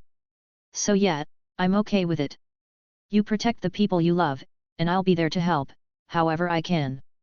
Scott let out a breath he didn't realize he'd been holding. Relief washed over him. He had known Styles would understand, but hearing him say it out loud made all the difference. Thanks, Scott said quietly, his voice full of gratitude. I don't think I could do this without you. Styles grinned again, his usual cheeky confidence back in place. Obviously. Who else is going to keep your werewolf butt in check? Scott chuckled, and for a moment, the heavy mood lifted. But then, as they neared the clinic, Scott's thoughts shifted back to the future. So, about that bite, Scott said, glancing over at Styles. You still want it? Styles was silent for a moment, thinking. Then, with a half-smile, he said, I'll take it. But not now. Give me until summer break. That way, I'll have time to train and figure it out without school getting in the way. Scott nodded, respecting Styles' decision. All right, summer it is. But until then, you're gonna be my sidekick. Styles gasped dramatically, clutching his chest again. Sidekick? Excuse me, sir. I think you mean partner in crime, thank you very much. Scott laughed, shaking his head. Whatever helps you sleep at night, Styles. As they reached the clinic, Styles stopped the car and turned to Scott, his grin fading slightly. Seriously though, Scott. You're not alone in this. We've got each other's backs. Always. Scott met his gaze, the weight of everything settling on his shoulders. But he didn't feel overwhelmed by it. Styles' words were a reminder that no matter how dangerous things got, no matter how dark the path ahead seemed, he wasn't walking it alone.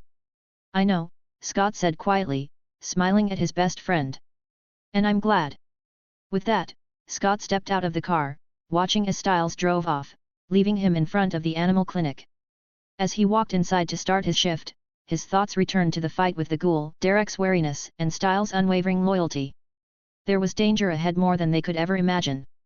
But Scott was ready. And he wasn't afraid. Chapter 13, The Secrets We Hide. Scott walked into the clinic, his body still buzzing from the thrill of the fight. The smell of antiseptic and animal fur hit him as usual. It was a strange comfort, but today, something else lingered on his clothes, a faint, putrid stench from the ghoul. He could still feel the adrenaline coursing through his veins, the rush of victory after tearing the creature apart. As he made his way past the front desk, he noticed Deepening scribbling something in a ledger, his calm demeanor unwavering as usual. "Hey, Doc," Scott greeted. He was met with a glance from the vet, his eyes, as always, calm, unreadable. "Good to see you, Scott. How did it go today?" Scott gave a half-hearted shrug, dropping his backpack behind the counter. Same old," he muttered, but his eyes didn't leave Deepenings's face. He couldn't keep playing this game anymore. Deepening had always been mysterious, but now, Scott thought it was time to talk with him. He spent the next hour working in near silence, but his mind was whirling. The events from earlier, the encounter with the ghoul, it was like the universe was throwing new dangers his way faster than he could deal with them. And Deepening. He knew so much more than he let on. Scott finally finished bandaging up a dog and took a deep breath. Now was the time. "Deepening, we need to talk," Scott said, standing up straight, facing him. Deepening looked up from his paperwork, his face still as neutral as ever, though Scott could swear he saw something flicker in his eyes. "Talk? About what?" Scott walked closer. "About what I am. About what you are." Deepenings's brow furrowed ever so slightly. "Scott, what do you?" Scott cut him off, his voice firm. "Come on, Doc. Don't play dumb." He raised his hand, letting his claws extend, the sharp tips glinting under the clinic's fluorescent lights. "You knew about the bite, and you knew exactly what I was turning into. You've been keeping secrets. But that's not the problem. I'm not worried about what I am. I'm worried about what you are." Deepenings's eyes lingered on Scott's claws for a moment before his face returned to its usual calm mask. "I see. So you've come to that conclusion already." He leaned back against the counter. His voice remained calm, though there was a new edge to it. "And you're upset about that?" Scott let his claws retract and shook his head. "No. I get it. Everyone's got their secrets. But I'm done pretending. I know you're not just a regular human. You're a druid, right?" The shock on Deepenings's face was unmistakable, and for the first time, Scott saw him falter. His mouth opened slightly, a rare crack in his composed exterior. "How?" "Doc, I'm not as clueless as I used to be. I know more than you think. I've had to learn fast." Scott had the advantage of knowledge. He had seen the future, knew how events would unfold, and most of all, he knew exactly who Alan Deepening was. Deepenings's silence stretched out, and Scott pressed further. "But Doc, I don't know much about druids. Can you tell me what a druid is?" Deepening exhaled deeply, rubbing his hands together as if considering his next move. After what felt like an eternity, he finally spoke. "Well, Scott. A druid in Gaelic means wise oak. Druids act as advisors, emissaries, and healers to supernatural beings, especially werewolf packs. I was once the emissary to Talia Hale's pack." Scott knew from his past life that Talia had been a powerful alpha, Derek's mother, a protector of Beacon Hills. He nodded, urging Deepening to continue. "Back then, I was part of her pack. But after the fire..." Deepenings's voice softened, a hint of sadness creeping into his words. "I lost my pack. Talia was more than just an alpha. She was a force that kept the peace in Beacon Hills." Scott's gaze softened. "I'm sorry," Scott said quietly. "For what happened to them?" Deepening gave a small nod, though his face betrayed little emotion. "It's in the past. But what's important now is the present and the future. You've stepped into a world that's far more dangerous than you realize. Scott couldn't help but smirk at that. Trust me, I've seen more than you think. I've already killed a ghoul. Nasty thing. He glanced down at his hands as if reliving the fight. That thing smelled like death. I thought the stench was from the dead body that me and Styles were looking for, but no, it was the ghoul. Ever seen one before? Deeton's eyes widened slightly, clearly taken aback by Scott's revelation. A ghoul? In Beacon Hills? Scott nodded. Yeah, big ugly thing with white eyes, no hair. It was fast and strong, but I took care of it. You ever run into one before? Deeton shook his head, his face grave. No. Ghouls are rare, and they usually don't wander far from places of death. They're drawn to dark energy. Do you think the ghoul is here because of the Nemeton? Scott asked. Deeton's eyes narrowed slightly. You know about the Nemeton too? Scott shrugged, trying to play it off. Like I said, I've learned a lot. But I still don't know everything. What's the deal with it? Deeton sighed, rubbing his chin thoughtfully. The Nemeton is an ancient tree that sits at the heart of Beacon Hills. It's a powerful source of supernatural energy, a beacon that draws supernatural creatures like moths to a flame. No one knows exactly why, but wherever there's a Nemeton, supernatural beings gather. And the Beacon Hills Nemeton is just one of many around the world. So the ghoul was probably drawn here by it? Scott asked, already knowing the answer but pushing Deeton for more. Most likely, Deeton agreed. And it won't be the last creature that comes sniffing around. You're going to face a lot more threats, Scott. This is just the beginning. Scott ran a hand through his hair, feeling the weight of Deeton's words.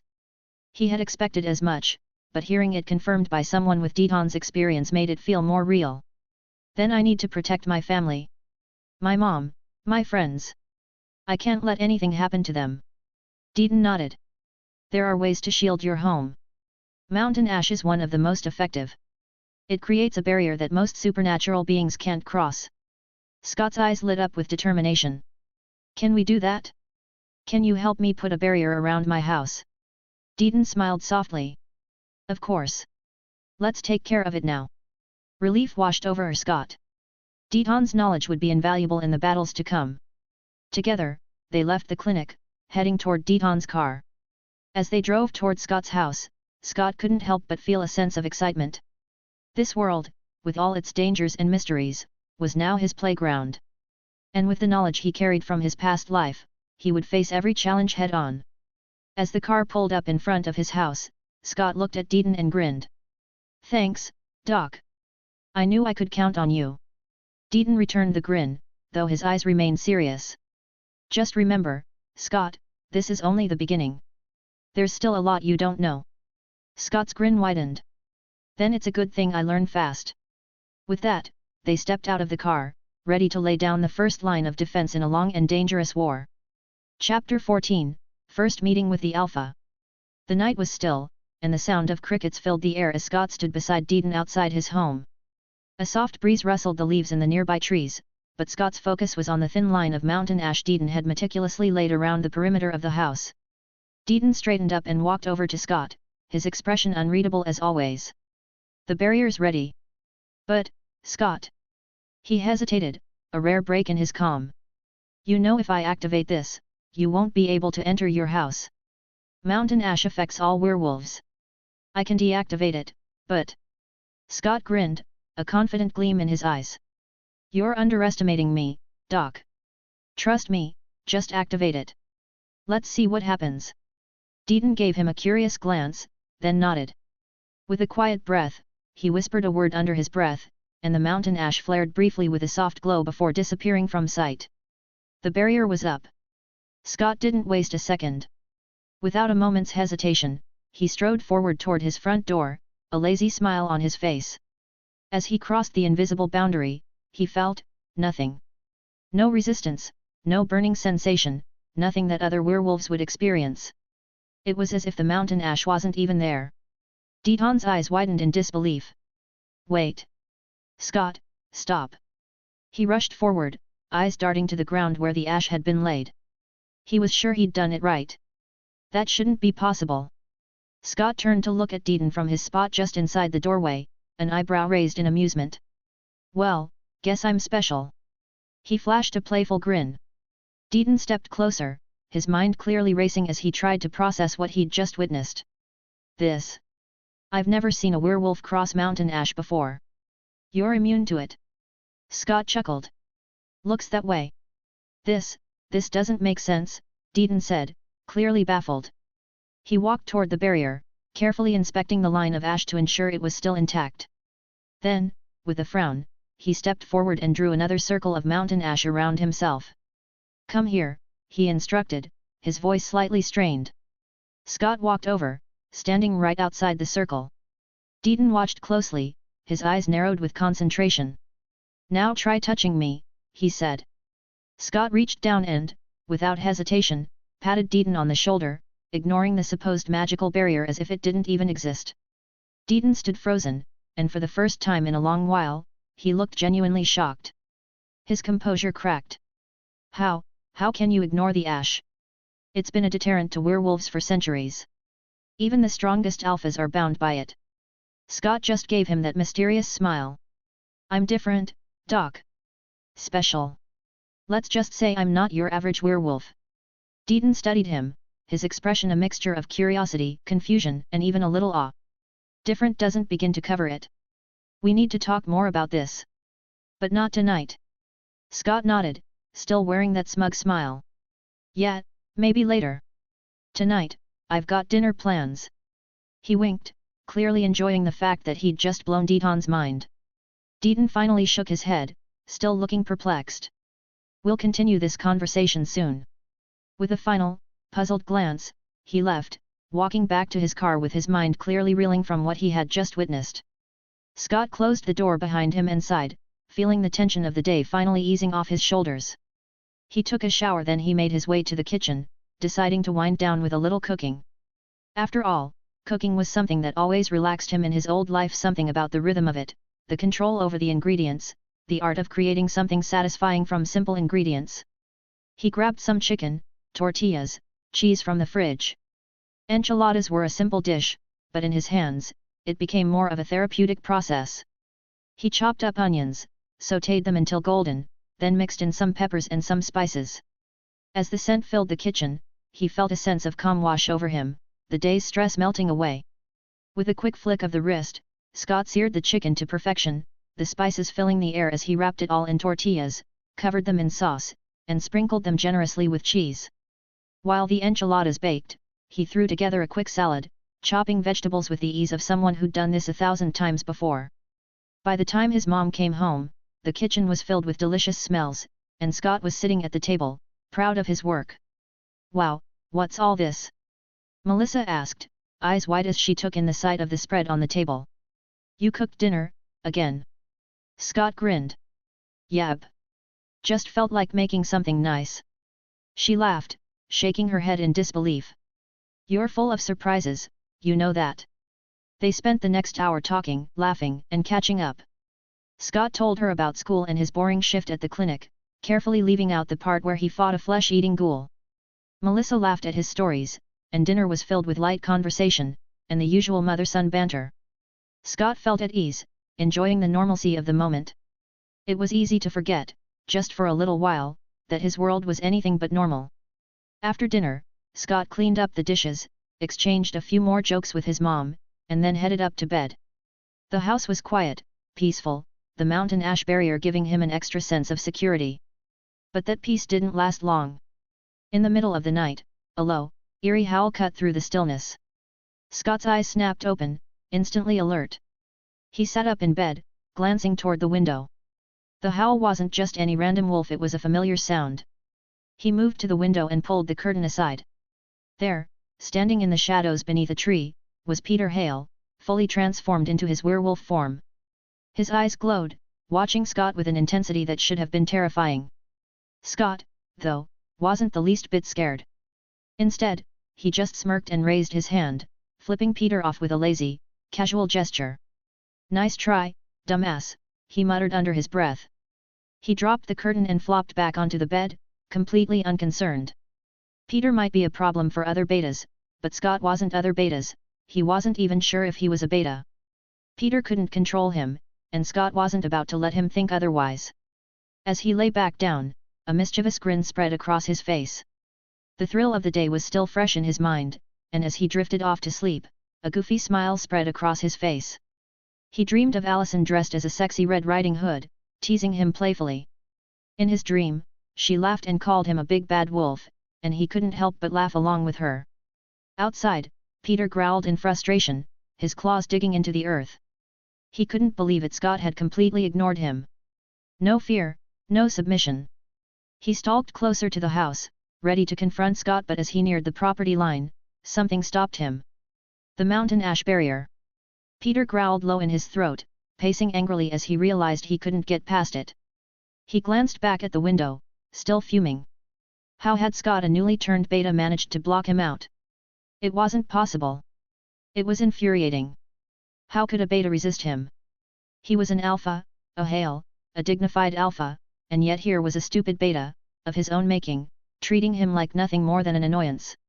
Peter stared at the house one last time, feeling the sting of humiliation. He turned and stalked away into the night, his thoughts dark and brooding. How had he lost control so quickly? And why couldn't he bend Scott to his will? He had expected the boy to be a pawn in his game, but now, he wasn't so sure. As Peter disappeared into the forest, Scott slept soundly, a content smile on his face. Tomorrow would bring new challenges, new enemies, and more surprises, but for now, he was just a guy enjoying the best sleep he'd had in weeks. Chapter 15, Teaching Jackson a Lesson. Scott woke to the soft knock on his bedroom door, and Melissa's voice drifting in. Time to wake up, Scott.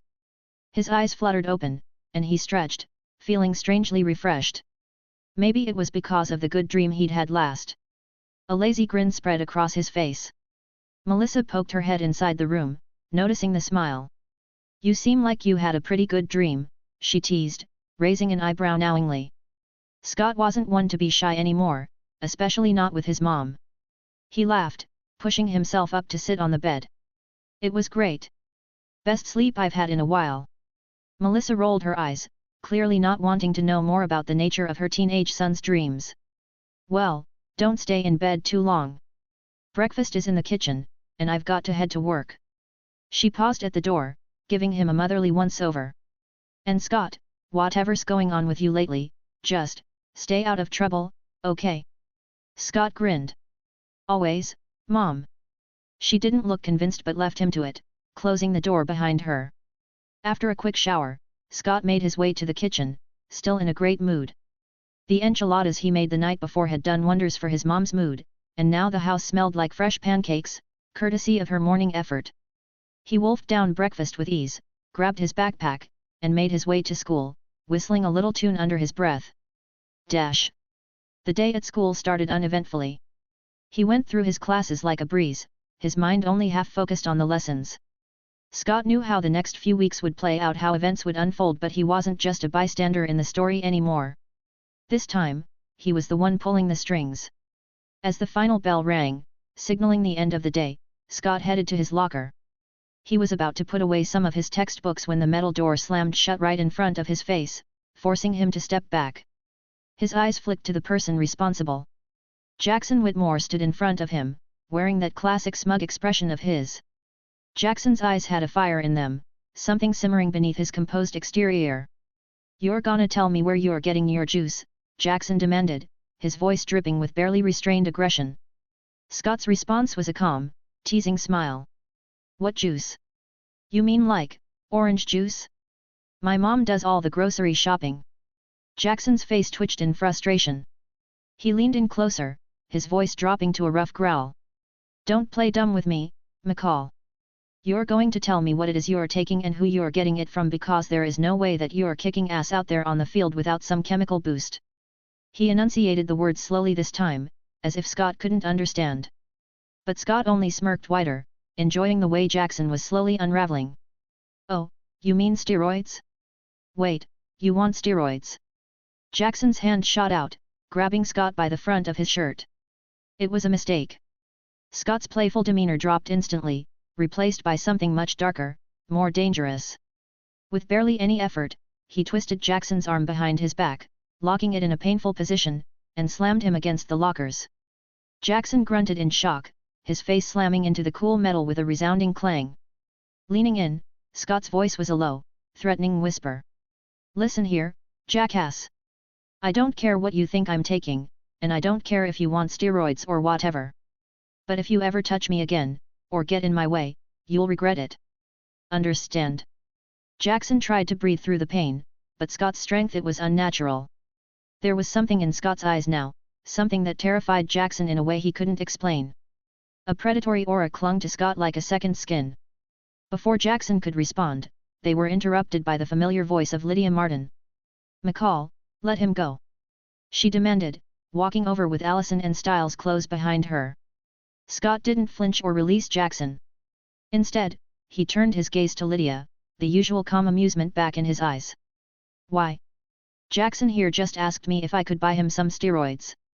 You know those are illegal, right? Lydia's face hardened as her eyes shifted toward Jackson, the disbelief and annoyance clear. Steroids? Really, Jackson? Scott smirked, turning his attention to Styles, who was standing awkwardly beside them. Your dad's the sheriff. You know the law better than I do. What's the penalty for someone caught with steroids? Styles blinked, caught off guard by the sudden shift. Yeah, I mean, it's definitely illegal. You could go to jail or get, like, community service, a huge fine, may be expelled, depending on the school's policy. Jackson, now pinned and humiliated, was turning red with both pain and embarrassment. Lydia glared at Styles, who shrank back nervously. It was no secret that Styles had a thing for her, and her glare was enough to make him flustered. McCall, Lydia said, her tone icy. Let him go. Scott ignored her. He stared at Jackson for a few more seconds, before he finally let go, shoving Jackson back against the lockers. Jackson collapsed to the ground, breathing heavily, his face flushed with both anger and fear. Scott stood over him, his voice low and threatening. This is your last warning, jackass. Piss me off again, and I swear you'll regret it. Jackson was too shaken to respond. He just glared up at Scott, clutching his arm as he slowly stood up, trying to save face in front of everyone. But the fear was still evident in his eyes. Lydia moved to Jackson's side, casting a furious glance at Scott before helping him up. Come on, Jackson. Let's go. Scott didn't even spare them another look as they walked away, his attention now turning to Allison, who had been watching the whole exchange with a mixture of surprise and curiosity. Hey, Allison. Scott grinned, his tone switching back to the playful, confident charm that had become his signature. Didn't mean to scare you back there. Jackson's just being, well, Jackson. Allison smiled softly. It's okay. He kind of deserved it. Scott chuckled. That's what I thought. He leaned in a little closer, his voice dropping to a flirtatious whisper. So, you got any plans after school? Maybe we could, I don't know, grab something to eat. Allison blushed slightly but smiled. I think I could make time. Styles, still hovering nearby and watching the whole interaction, muttered under his breath, traitor, finds a girlfriend and ditches his best friend. Scott laughed at the comment, shrugging playfully. Maybe, maybe not. You know I'll always have time for you, buddy. Allison giggled, and even Styles had to smile a little. But his attention quickly drifted back to Lydia, who was walking away with Jackson. Styles's expression softened, and Scott couldn't help but notice. Man, you really need to get over her, Scott said, throwing an arm over Styles's shoulder. There are other girls out there, you know. Nice girls. Styles glanced at Scott, a little hurt by the teasing. Yeah, sure, easy for you to say, traitor. Scott just laughed, and even Allison chuckled softly. It was a moment of lightness, a moment where everything felt normal again, despite the crazy supernatural world that lurked beneath the surface. Later, at Lacrosse field, Scott walked onto the field feeling more pumped than ever. The game was his territory now, and as captain, he was ready to prove it. The coach, as usual, gave one of his bizarre motivational speeches, a mixture of praise and insults that had the whole team either laughing or rolling their eyes. But Scott was in the zone. As the whistle blew, he dominated the field, moving faster and more fluidly than anyone else. His senses were on fire, allowing him to anticipate every play, every movement of the ball. It was almost unfair. But Scott wasn't holding back. He was done playing nice, done pretending to be average. From the sidelines, Styles and Allison watched, cheering him on. Allison's smile was bright, her eyes following Scott's every move. Styles, despite his earlier complaints, couldn't help but root for his best friend. Even if Scott had transformed into something more, something powerful, he was still Scott. By the end of the game, Scott had led his team to victory, and the cheers from the stands were deafening. As he walked off the field, he glanced at Allison, who was waiting for him with a smile that made his heart race. This was his life now: power, control, and the freedom to be who he truly was. And Scott McCall wouldn't have it any other way. Chapter 16, Shifting for the first time. Scott stood near the edge of the lacrosse field, still buzzing from the high of his team's victory. His eyes found Allison in the crowd. She waved at him, her smile bright and wide, but before Scott could make his way over to her, he saw a figure standing stiffly at the gate of the school. Chris Argent. The moment Allison noticed her father, her smile faltered. She gave Scott an apologetic look. "Sorry, I have to go," she said, stepping closer. "But remember, Sunday. You promised me a date." Scott grinned, hiding his irritation at Chris's inconvenient presence. "I won't forget. Sunday, I'll pick you up." A hint of playfulness in his tone, making Allison giggle softly. As she walked toward her father, Scott's eyes lingered on her retreating form. He could feel Chris's icy stare burning into him, but Scott wasn't bothered at all. When Allison disappeared into her father's car, Scott turned to find Styles waiting for him, leaning against his Jeep. "So, date with Allison on Sunday, hey?" Styles smirked, nudging Scott as they both climbed into the vehicle. "Look at you, Mr. Smooth." As they drove off, the evening sun casting an orange glow over the streets, Scott pulled out his phone and called Deepening. "Hey, Doc, just wanted to let you know I won't be coming to the clinic tonight," Scott said casually, watching the trees blur past as Styles drove. "Because of the full moon?" Deepening's voice came through the phone, cautious yet curious. "Are you sure you don't need help? This is your first shift, Scott. It can be overwhelming." Scott leaned back in the passenger seat. "I've got everything under control, trust me." There was a brief pause on the other end of the line. "Just be careful, Scott. Don't lose control." Scott's lips curled into a smirk. "Don't worry. I won't." He hung up and turned to Styles. "You wanna come with me tonight? To the woods?" Styles's eyes widened as he glanced over at Scott. "For your first shift? Dude, is that? I mean, is it even safe? For me, I mean." Scott chuckled, a dark edge to his laughter. "Don't worry. You'll be fine." He flexed his hand, feeling the subtle pull of his abilities swirling beneath his skin. He could sense his wolf, coiled and ready, but entirely under his command. Styles gulped, gripping the steering wheel tightly. "Well, if you're sure. But if you start going all Hulk werewolf, I'm out, okay?" Scott just grinned. "Deal." Night fell swiftly, and soon Scott and Styles found themselves deep in the woods. The full moon hung high in the sky, casting silver beams through the trees. The air was crisp, charged with energy. Scott could feel the pull of the moon. But instead of resisting that feeling, he welcomed it. Scott stood in the clearing, eyes lifted to the moon. He could feel it, his wolf. Not just the animal instinct, but something more powerful, something ancient. His heart pounded, his skin tingling as the transformation began. "I guess this is it," Scott said, his voice low as he looked at Styles, who was standing a few feet away, nervously fidgeting with the sleeves of his hoodie. "You ready?" "Am I ready?" "Dude, you're the one about to Hulk out." Styles's voice was laced with both fear and excitement. Scott took a deep breath, closing his eyes and letting the wolf take over.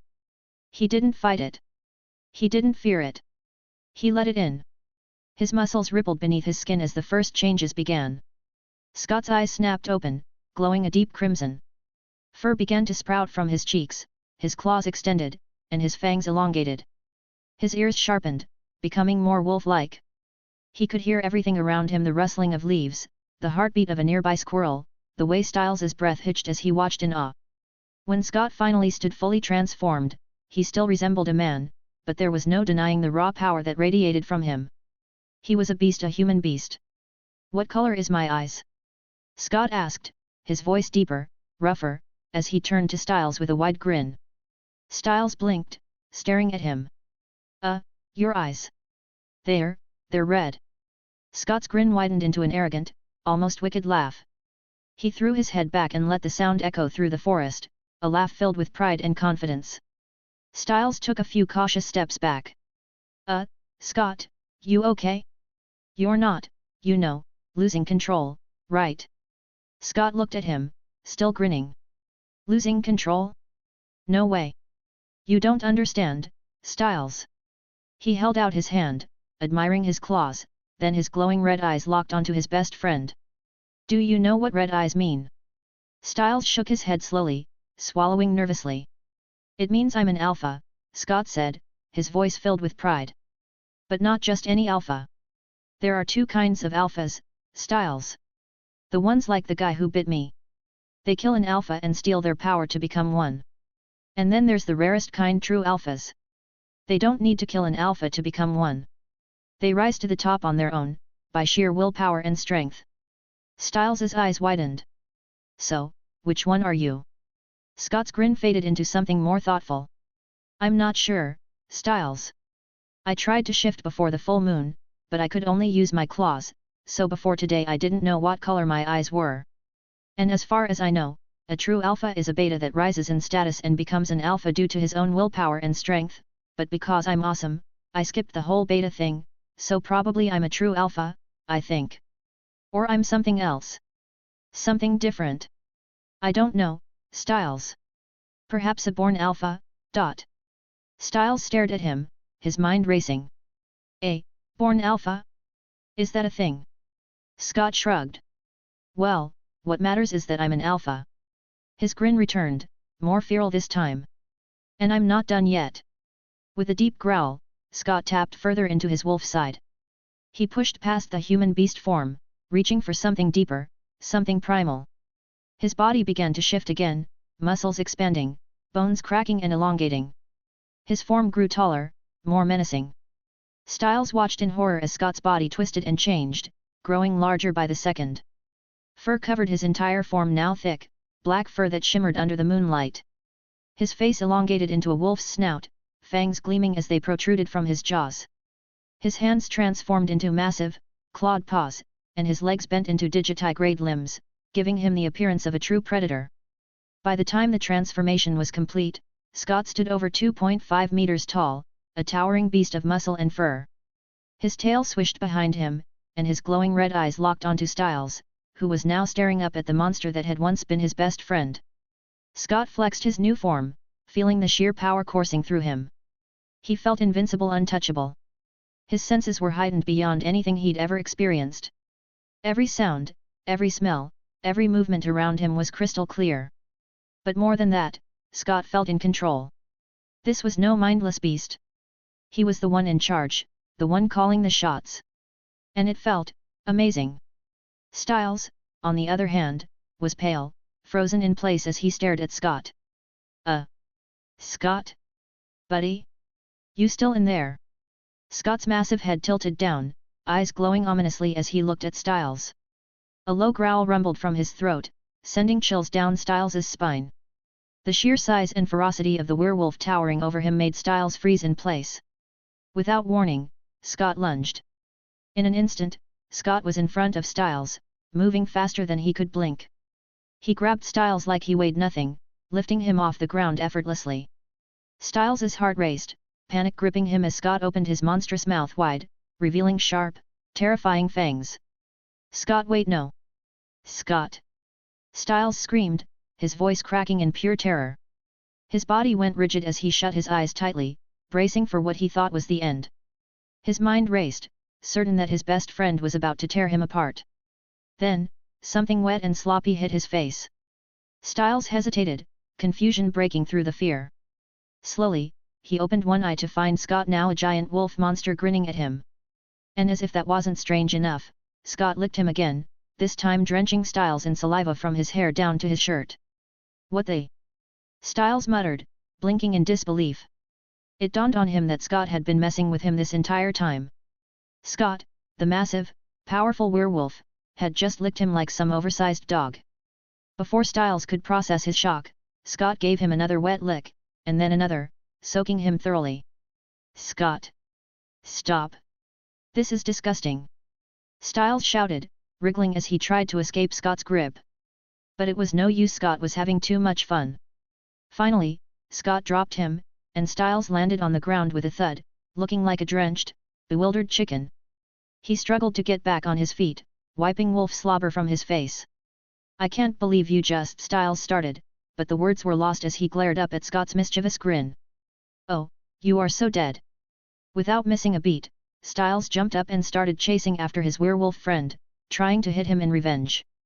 But Scott, still in his massive form, dodged effortlessly. He ran through the trees, laughing. "Tonight, McCall, I'm gonna skin you and use your wolf hide as a rug," Styles shouted, his voice trailing after the sprinting werewolf. Scott's laughter echoed through the woods as he kept just out of reach, letting the moonlight bathe him in its glow. He felt free, wild, invincible, and completely in control.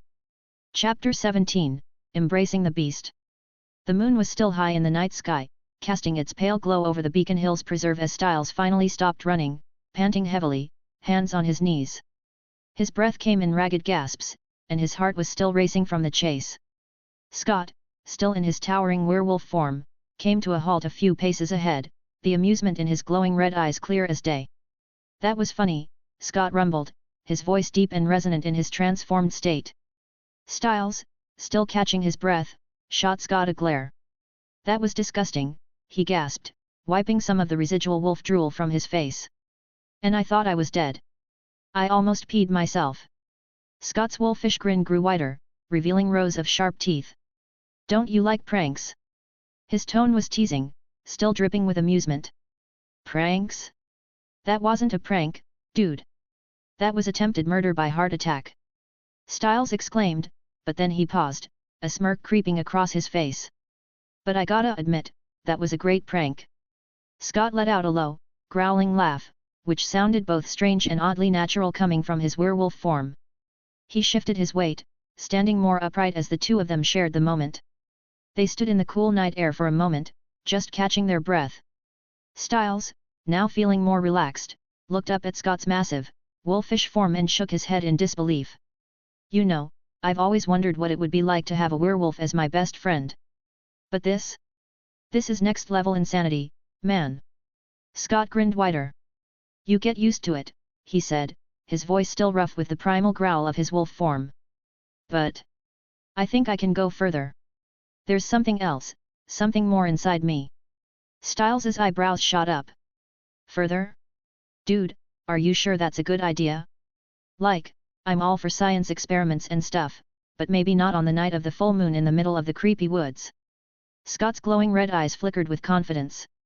"Trust me, Styles. I've got this." His voice was steady, full of certainty, and in that moment, Styles couldn't help but believe him. Styles threw his hands up in mock surrender. "Fine, fine. Just, whatever you turn into next, please don't scare me again. I barely survived your first prank without needing a hospital visit." Scott's laughter came out in a rumbling growl as he turned his attention inward. He closed his eyes, centering himself, feeling for the primal force deep within his chest. There was something else in him, something even more powerful, more ancient, than the werewolf he had become.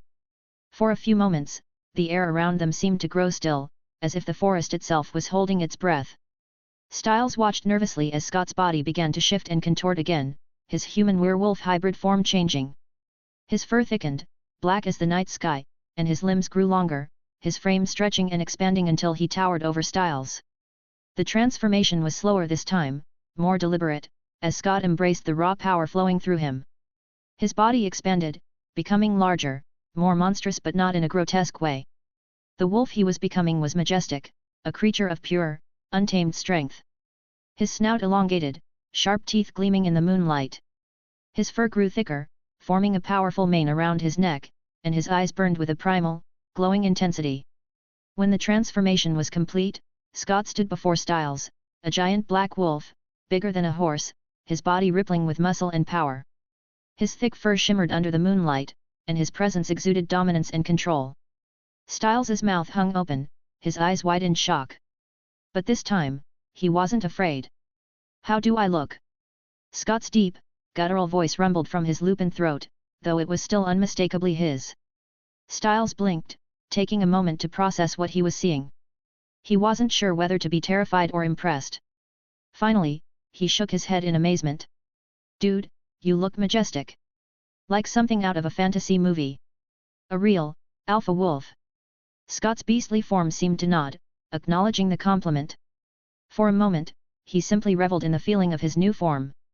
It felt natural, powerful. He moved back and forth, testing his body, feeling the strength coursing through his limbs. This was more than he'd ever expected, more than he'd ever hoped to become. Satisfied with his exploration of this new form, Scott began to focus on returning to his human shape. It took a bit of concentration, but within moments, his body began to shrink back, the black fur receding, muscles retracting, bones shifting and cracking. Finally, he stood in front of Styles, fully human again though completely naked. Scott looked down at himself, then back at Styles with an exasperated expression. I need Hulk pants, he complained. Styles doubled over with laughter. Oh man, you're like every werewolf cliché in the book. Werewolf transformation? Check. Pants getting torn to shreds? Double check. Lucky for you, buddy, I have some spare clothes in the car. As they approached the edge of the woods, Styles' jeep came into view, parked under the trees. Scott grabbed the spare clothes from Styles, shaking his head. I swear, being a werewolf is a lot more high maintenance than I expected. After quickly changing into the fresh set of clothes, Scott stretched his arms and legs, rolling his shoulders. He felt different, stronger, even in his human form. He felt more in tune with his wolf side. Styles stared at him for a moment, clearly still processing everything that had happened. So, after you shifted for the first time, you're, like, stronger now, right? Even when you're not all wolfed out. Scott nodded, flexing his hands. Yeah, I can feel it. I'm stronger, faster, even in human form. It's like, everything's been enhanced. Great. Just what we need.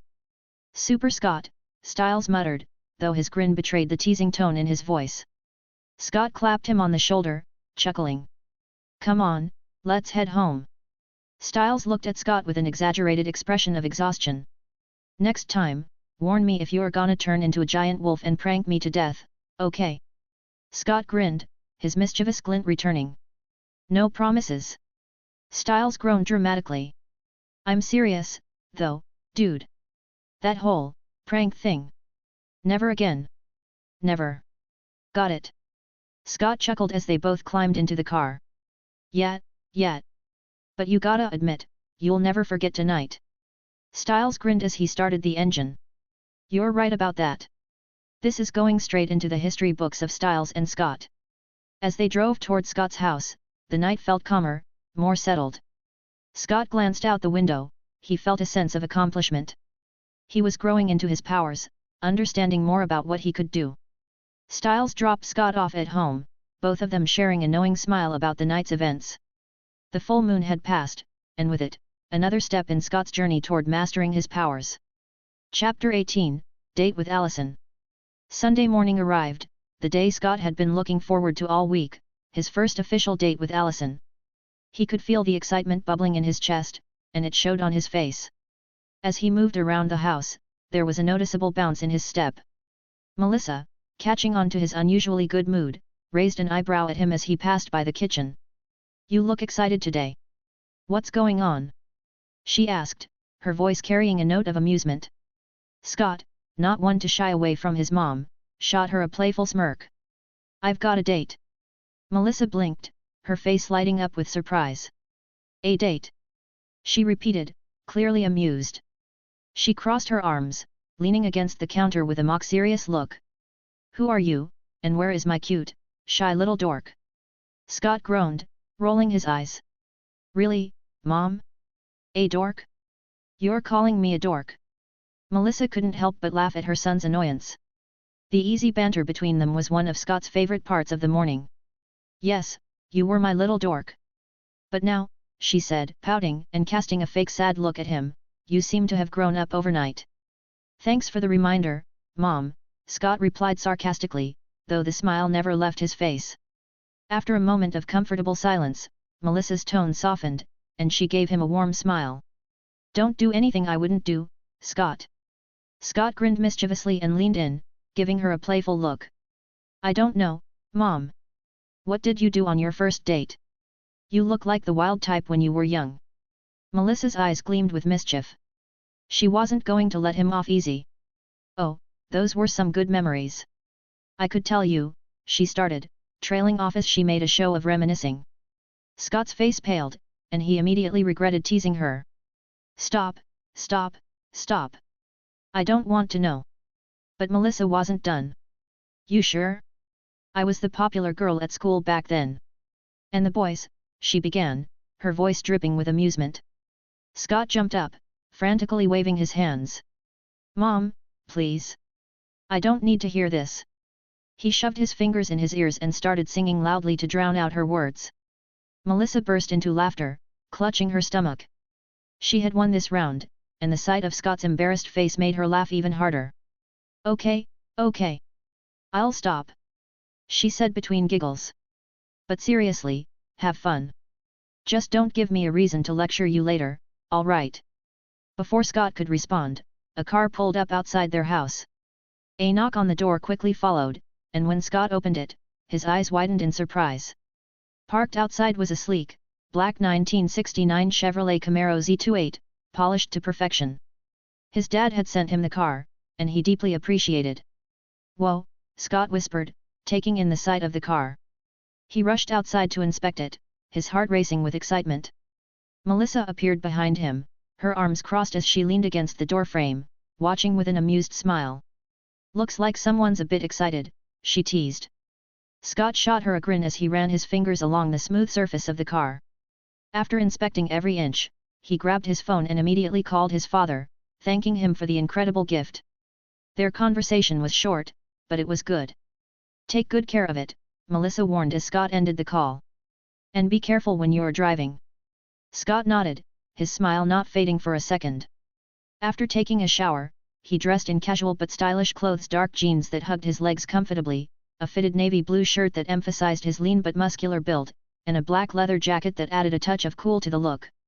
He topped it off with a pair of sneakers that were perfect for a casual date but still stylish enough to impress.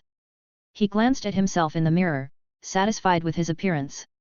All right, he muttered, running a hand through his hair to give it a final tousle, time to go.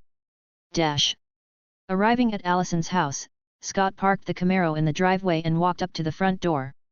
Before he could knock, the door swung open, revealing none other than Chris Argent. The man stood tall and intimidating, his gaze sharp as he looked Scott up and down. What do you want, kid? Chris growled, clearly not in the mood for pleasantries. Scott, unfazed, met his gaze with confidence. I'm here to pick up Allison. We've got a date. The tension between them was palpable, but Scott wasn't intimidated. Not one bit. He knew exactly who Chris Argent was and what he was capable of, but that didn't mean Scott would back down. Just as Chris was about to say something else, Allison appeared behind him, shooting her father a glare before tugging Scott away by the arm. Dad, stop. We're just going out. Chris's jaw clenched, but before he could protest, Scott waved at him with a smug grin. Don't worry, Mr. Argent. I'll have her home safe. Allison dragged Scott to the car, her eyes lighting up when she saw the Camaro. Wow, Scott. This car is amazing. She said, running her hands along the hood. Scott chuckled, opening the passenger door for her. Glad you like it. It's a gift from my cheap dad. As they drove off, Scott glanced in the rearview mirror and caught sight of Chris Argent standing in the doorway, glaring at him with murder in his eyes. Scott couldn't help but give him a cheeky wave goodbye, causing Allison to giggle beside him. The day was perfect. Scott took Allison to a quaint little cafe for lunch, where they shared laughs and stories over coffee and pastries. The conversation flowed effortlessly between them, with Scott's humor and confidence shining through as he made Allison laugh constantly. There were moments when their hands brushed against each other, sending electric sparks through both of them. After lunch, they took a walk through the park, enjoying the crisp autumn air and the sight of the changing leaves.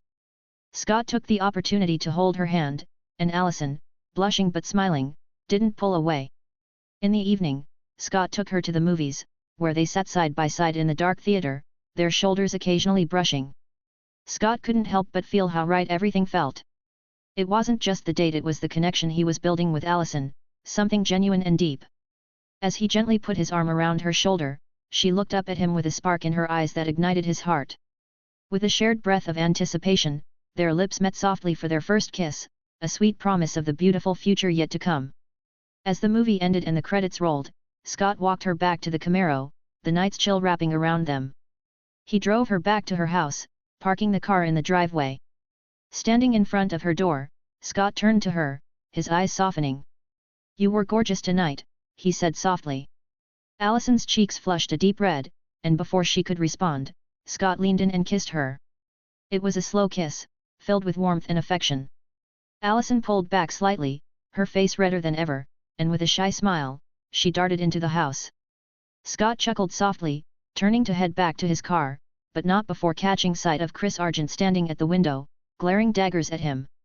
With a playful grin, Scott waved innocently.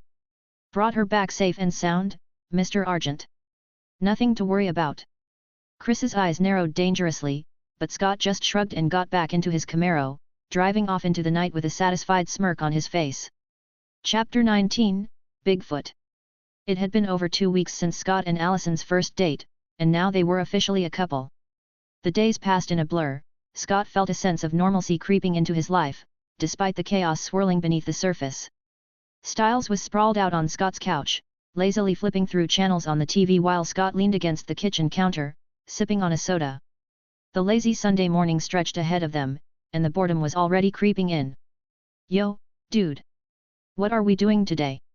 Styles asked, his voice loud as he abandoned the remote and turned to face Scott, a hint of anticipation in his eyes. Scott smirked, the gears in his mind already turning. "I was thinking, we head out to the woods. Maybe we'll find something strange, like that ghoul we ran into the other night." Styles perked up, then immediately widened his eyes in mock horror. "Yeah, sounds like a brilliant idea. But you have to protect me. I mean, last time, it was a ghoul. What if we find something freakier?" Scott raised an eyebrow. Styles sat up on the couch and gave Scott a ridiculous puppy eyes look. Scott shuddered in disgust. "Don't you ever give me that look again," he said, shaking his head as he tossed a pillow at Styles. "That's creepy, dude." Styles chuckled, rubbing the back of his head where the pillow had landed. "Hey, man, you can't blame a guy for trying to pull some sympathy points. Besides, I am delicate, you know." Scott chuckled, rolling his eyes as he walked over to grab his jacket. Yeah. Let's go." A short while later, the two of them hopped into Styles' old Jeep and drove toward the Beacon Hills Preserve. The familiar trees and winding paths of the reserve passed by them as they went deeper into the woods, the sunlight dappling the ground beneath them. As the wind whipped through the open windows of the Jeep, Scott felt the tension in his body ease. The woods had always given him a sense of peace, though now it was tinged with an ever-present awareness of the lurking danger. They parked the Jeep and started walking through the forest, the crunch of leaves beneath their feet filling the air as they ventured further in. "Okay, so where are the monsters?" Styles asked, looking around as if one might jump out from behind a tree at any moment. Scott smirked. "Patience. These things don't just show up on cue, you know." They walked for a few more minutes before a figure emerged from between the trees. It was Derek, his usual brooding expression plastered across his face. The man seemed to have a radar for when Scott and Styles were about to get into trouble. "You're out here again," Derek said, his tone flat but carrying an edge of curiosity. Scott shrugged. "Just getting some air. Maybe trying to find some weird creatures while we're at it." Derek's eyes narrowed, and he folded his arms. "You're still looking for the Alpha, aren't you?" Scott knew he had to play dumb. Sure, he already knew who the Alpha was and where to find him, but what fun was there in spoiling the surprise? He grinned mischievously. "We've had a run-in with him, actually. He came to my house a few weeks ago. Didn't do anything, just watched." Derek's gaze hardened. "The Alpha wants to control you, Scott." But Scott just shook his head, his grin never fading. "He can try. But don't worry. He can't control me." Before Derek could respond, there was the faint sound of footsteps in the distance. Derek's ears perked up, and his expression darkened. "Hunters," he muttered. Run! Scott chuckled, waving off Derek's concern. You run. They don't know I'm a werewolf. I'm not going anywhere. Derek hesitated, but there was no persuading Scott. The older werewolf shot one last look before disappearing into the woods. Styles watched him go, then turned to Scott, his eyebrows raised. So, what's the plan, fearless leader? Scott was about to respond when a group of armed men emerged from the trees. Chris Argent led them, his eyes scanning the area until they landed on Scott and Styles. 8 hunters in total, armed with rifles, bows and a variety of other weapons, spread out behind him. Chris narrowed his eyes. What are you doing out here, Scott? Scott gave him a wide, innocent grin. Hey, Uncle Chris. Me and Styles are just out for a stroll, you know. Enjoying nature. Chris' expression didn't soften. His voice dropped, taking on a more serious tone. Tell me the truth, Scott. Why are you here? Scott shot a mischievous look at Styles. He knew Chris hated being called uncle by him, but that only made Scott double down. Fine, Uncle Chris. You want the truth. Chris glared, already annoyed. Don't call me uncle. Call me Mr. Argent. Scott shrugged, not the least bit intimidated. All right, Uncle Chris, he said with emphasis, the truth is, we're here looking for something strange. Chris' gaze hardened, but Scott wasn't finished. You remember that dead body the sheriff found in the woods a while back? Well, me and Styles came out to watch the fun that night. But while we were leaving, we saw something in the woods. Chris' interest piqued, and he leaned in slightly. What did you see? Scott paused, pretending to hesitate. He glanced at Styles, who picked up the act. Don't tell them, Styles stammered dramatically, clutching Scott's arm. They'll never believe you. Chris glared at Styles, then motioned for Scott to continue. Go on. What did you see? Scott took a breath. We saw a monster.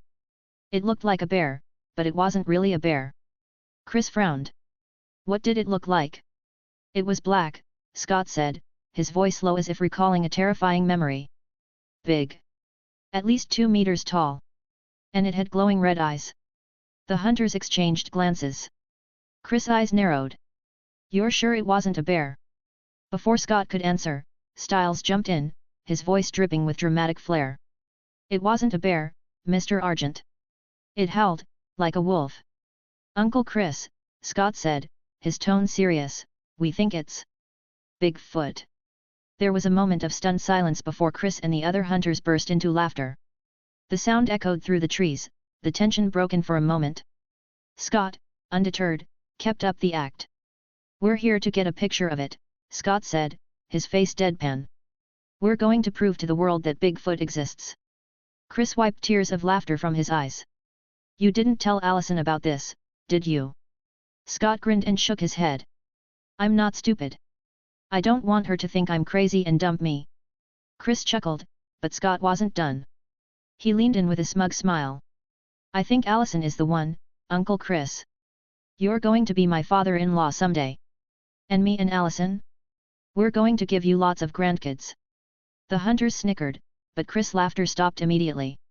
His face turned red, and his hands clenched into fists. You little punk. But before Chris could finish his threat, a deafening squeal tore through the woods. Only, it wasn't just a squeal, it was a roar. The ground seemed to shake beneath their feet as something massive charged through the trees. A colossal wild boar, bigger than a horse, burst into view. Its tusks gleamed like daggers, its eyes glowing red with an unnatural hunger. Its thick, muscular body rippled with strength, and its mouth was filled with sharp, jagged teeth that dripped with saliva. Scott's instincts flared. He wanted to fight it, needed to fight it, but with Chris and the hunters here, he didn't want to expose himself, not yet at least. He grabbed Styles by the arm and yanked him to the side, pulling him to safety. They watched as the hunters prepared for battle, weapons at the ready. Chris barked orders, his face grim as the massive beast charged at them, its hooves pounding the earth. Scott and Styles ducked behind a tree, watching the scene unfold. Scott's eyes narrowed, his body tense, ready to jump in to save Chris if things went south. As the boar barreled toward them, Scott whispered under his breath, "Let's see what you've got, Uncle Chris." The battle was about to begin. Chapter 20, Power absorption. The tension in the air was palpable as Chris Argent and his hunters prepared for battle against the massive boar. Chris, ever the strategist, quickly assessed the situation. His voice rang out over the clearing, calm but authoritative, "It can't make sharp turns. Use that to your advantage." The hunters moved quickly, firing at the beast while staying just out of range of its tusks. The massive boar, a monstrous creature, with glowing red eyes and jagged tusks, seemed almost impervious to their bullets. The rounds struck its hide but did little more than leave superficial scratches. Its thick, armored skin deflected most of the damage, and it was only a matter of time before the tide of battle shifted. The creature charged relentlessly, slamming into trees, uprooting shrubs, and leaving a trail of destruction in its wake. For every missed swipe, the boar would quickly recover, charging again with terrifying speed. It moved faster than anything so large should be able to, and within minutes, the hunters began to falter. With a mighty charge, the boar gored one of the hunters, tossing him aside like a rag doll. The man's body landed with a sickening thud, motionless. Blood sprayed the ground. Another hunter screamed as the beast's tusk pierced his side, leaving him barely clinging to life. Chris cursed under his breath, realizing they were outmatched. "Fall back!" he barked, but the boar continued its relentless pursuit. The other hunters tried to hold their ground, but their weapons were proving useless. 2 more men were down, one dead and the other grievously wounded. Panic set in among the hunters, and Chris knew they had no choice but to retreat. "Smoke bombs!" Chris shouted to the remaining hunters. The men quickly tossed small canisters, and a thick cloud of smoke erupted between them and the boar. The creature, blinded and disoriented, reared back on its hind legs and let out a furious roar, giving Chris and the others just enough time to grab the bodies of their fallen comrades and flee. From his hiding spot, Scott watched as the hunters retreated, his sharp senses following Chris's every movement as they disappeared into the treeline. He could see the frustration etched on Chris's face as he glanced back, searching for Scott and Styles. Scott smirked to himself. Chris had no idea he was still there, ready to finish what the hunters could not. "Stay here, Styles," Scott said, his tone confident and serious as he looked back at his best friend, who was crouching behind a tree, peeking out cautiously.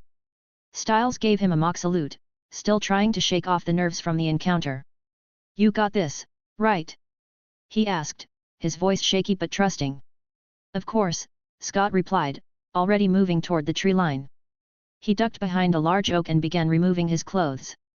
His muscles rippled with power, his heart rate slowing as he prepared for what was to come. Scott closed his eyes, reaching deep within himself and letting his wolf side take over. It was becoming second nature to him now.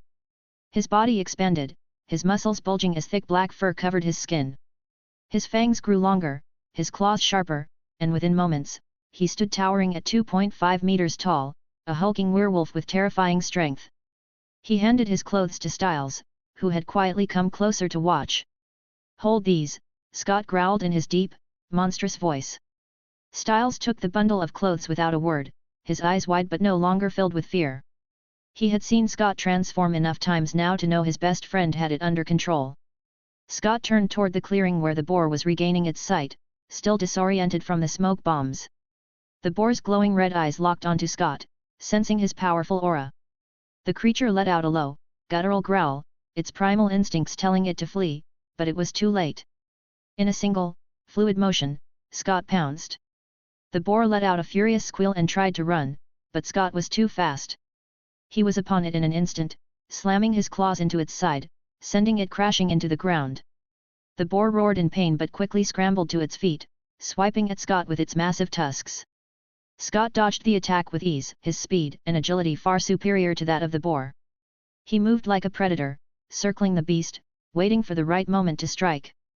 The boar charged again, but Scott sidestepped the attack, swiping his massive claw across its back as it passed. The creature squealed in pain, blood oozing from the fresh wound, but it kept coming, driven by its primal survival instinct. Scott grinned to himself. This was no ordinary boar. It was a supernatural creature, just like the ghoul he'd encountered before. But this time, he was stronger, faster, more in tune with his powers. After a few more exchanges, Scott grew tired of the fight. It was clear the boar was no match for him. And now he wants to try something new.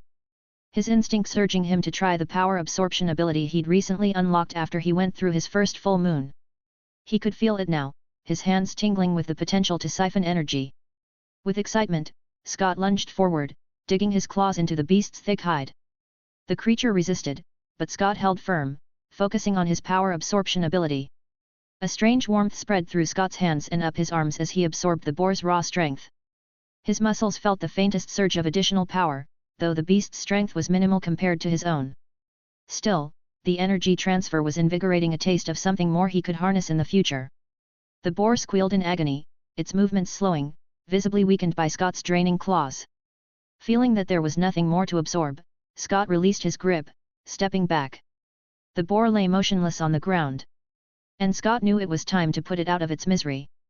With one final punch, he sent his massive fist crashing into the creature's skull.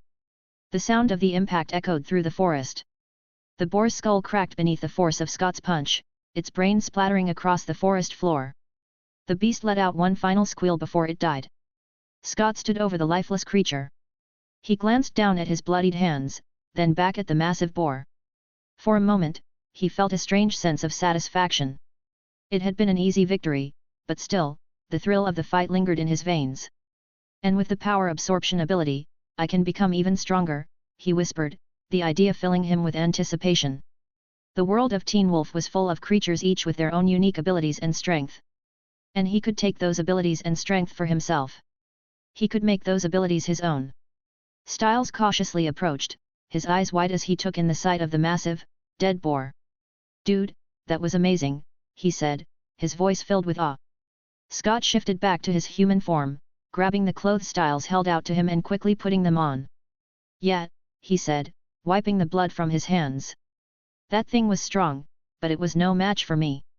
Styles shook his head in disbelief. "Where did that thing even come from?" Scott frowned, looking down at the boar. "I don't know. This thing, it shouldn't be here. Same with the ghoul we fought earlier. These creatures are way out of the ordinary." Styles raised an eyebrow, clearly confused. "What do you mean? Like, they don't belong in Beacon Hills?" Scott didn't answer right away, his mind racing with thoughts he couldn't share. As a transmigrator, he knew things no one else could, but there was no way he could reveal that to Styles. Not yet. Not ever. Scott glanced at his friend, careful not to reveal too much. "Exactly. Something's off. Creatures like this don't just pop up without a reason." Styles nodded, still processing. "So, what are we dealing with?" "I don't know, but we'll figure it out," Scott said, his tone decisive. "For now, let's get Deepening to take a look at this thing." He pulled out his phone and texted Deepening their location, knowing the vet would have some insight into the creature and its origins. As they stood in the quiet forest, Scott couldn't shake the feeling that more strange events were on the horizon. Thanks for listening.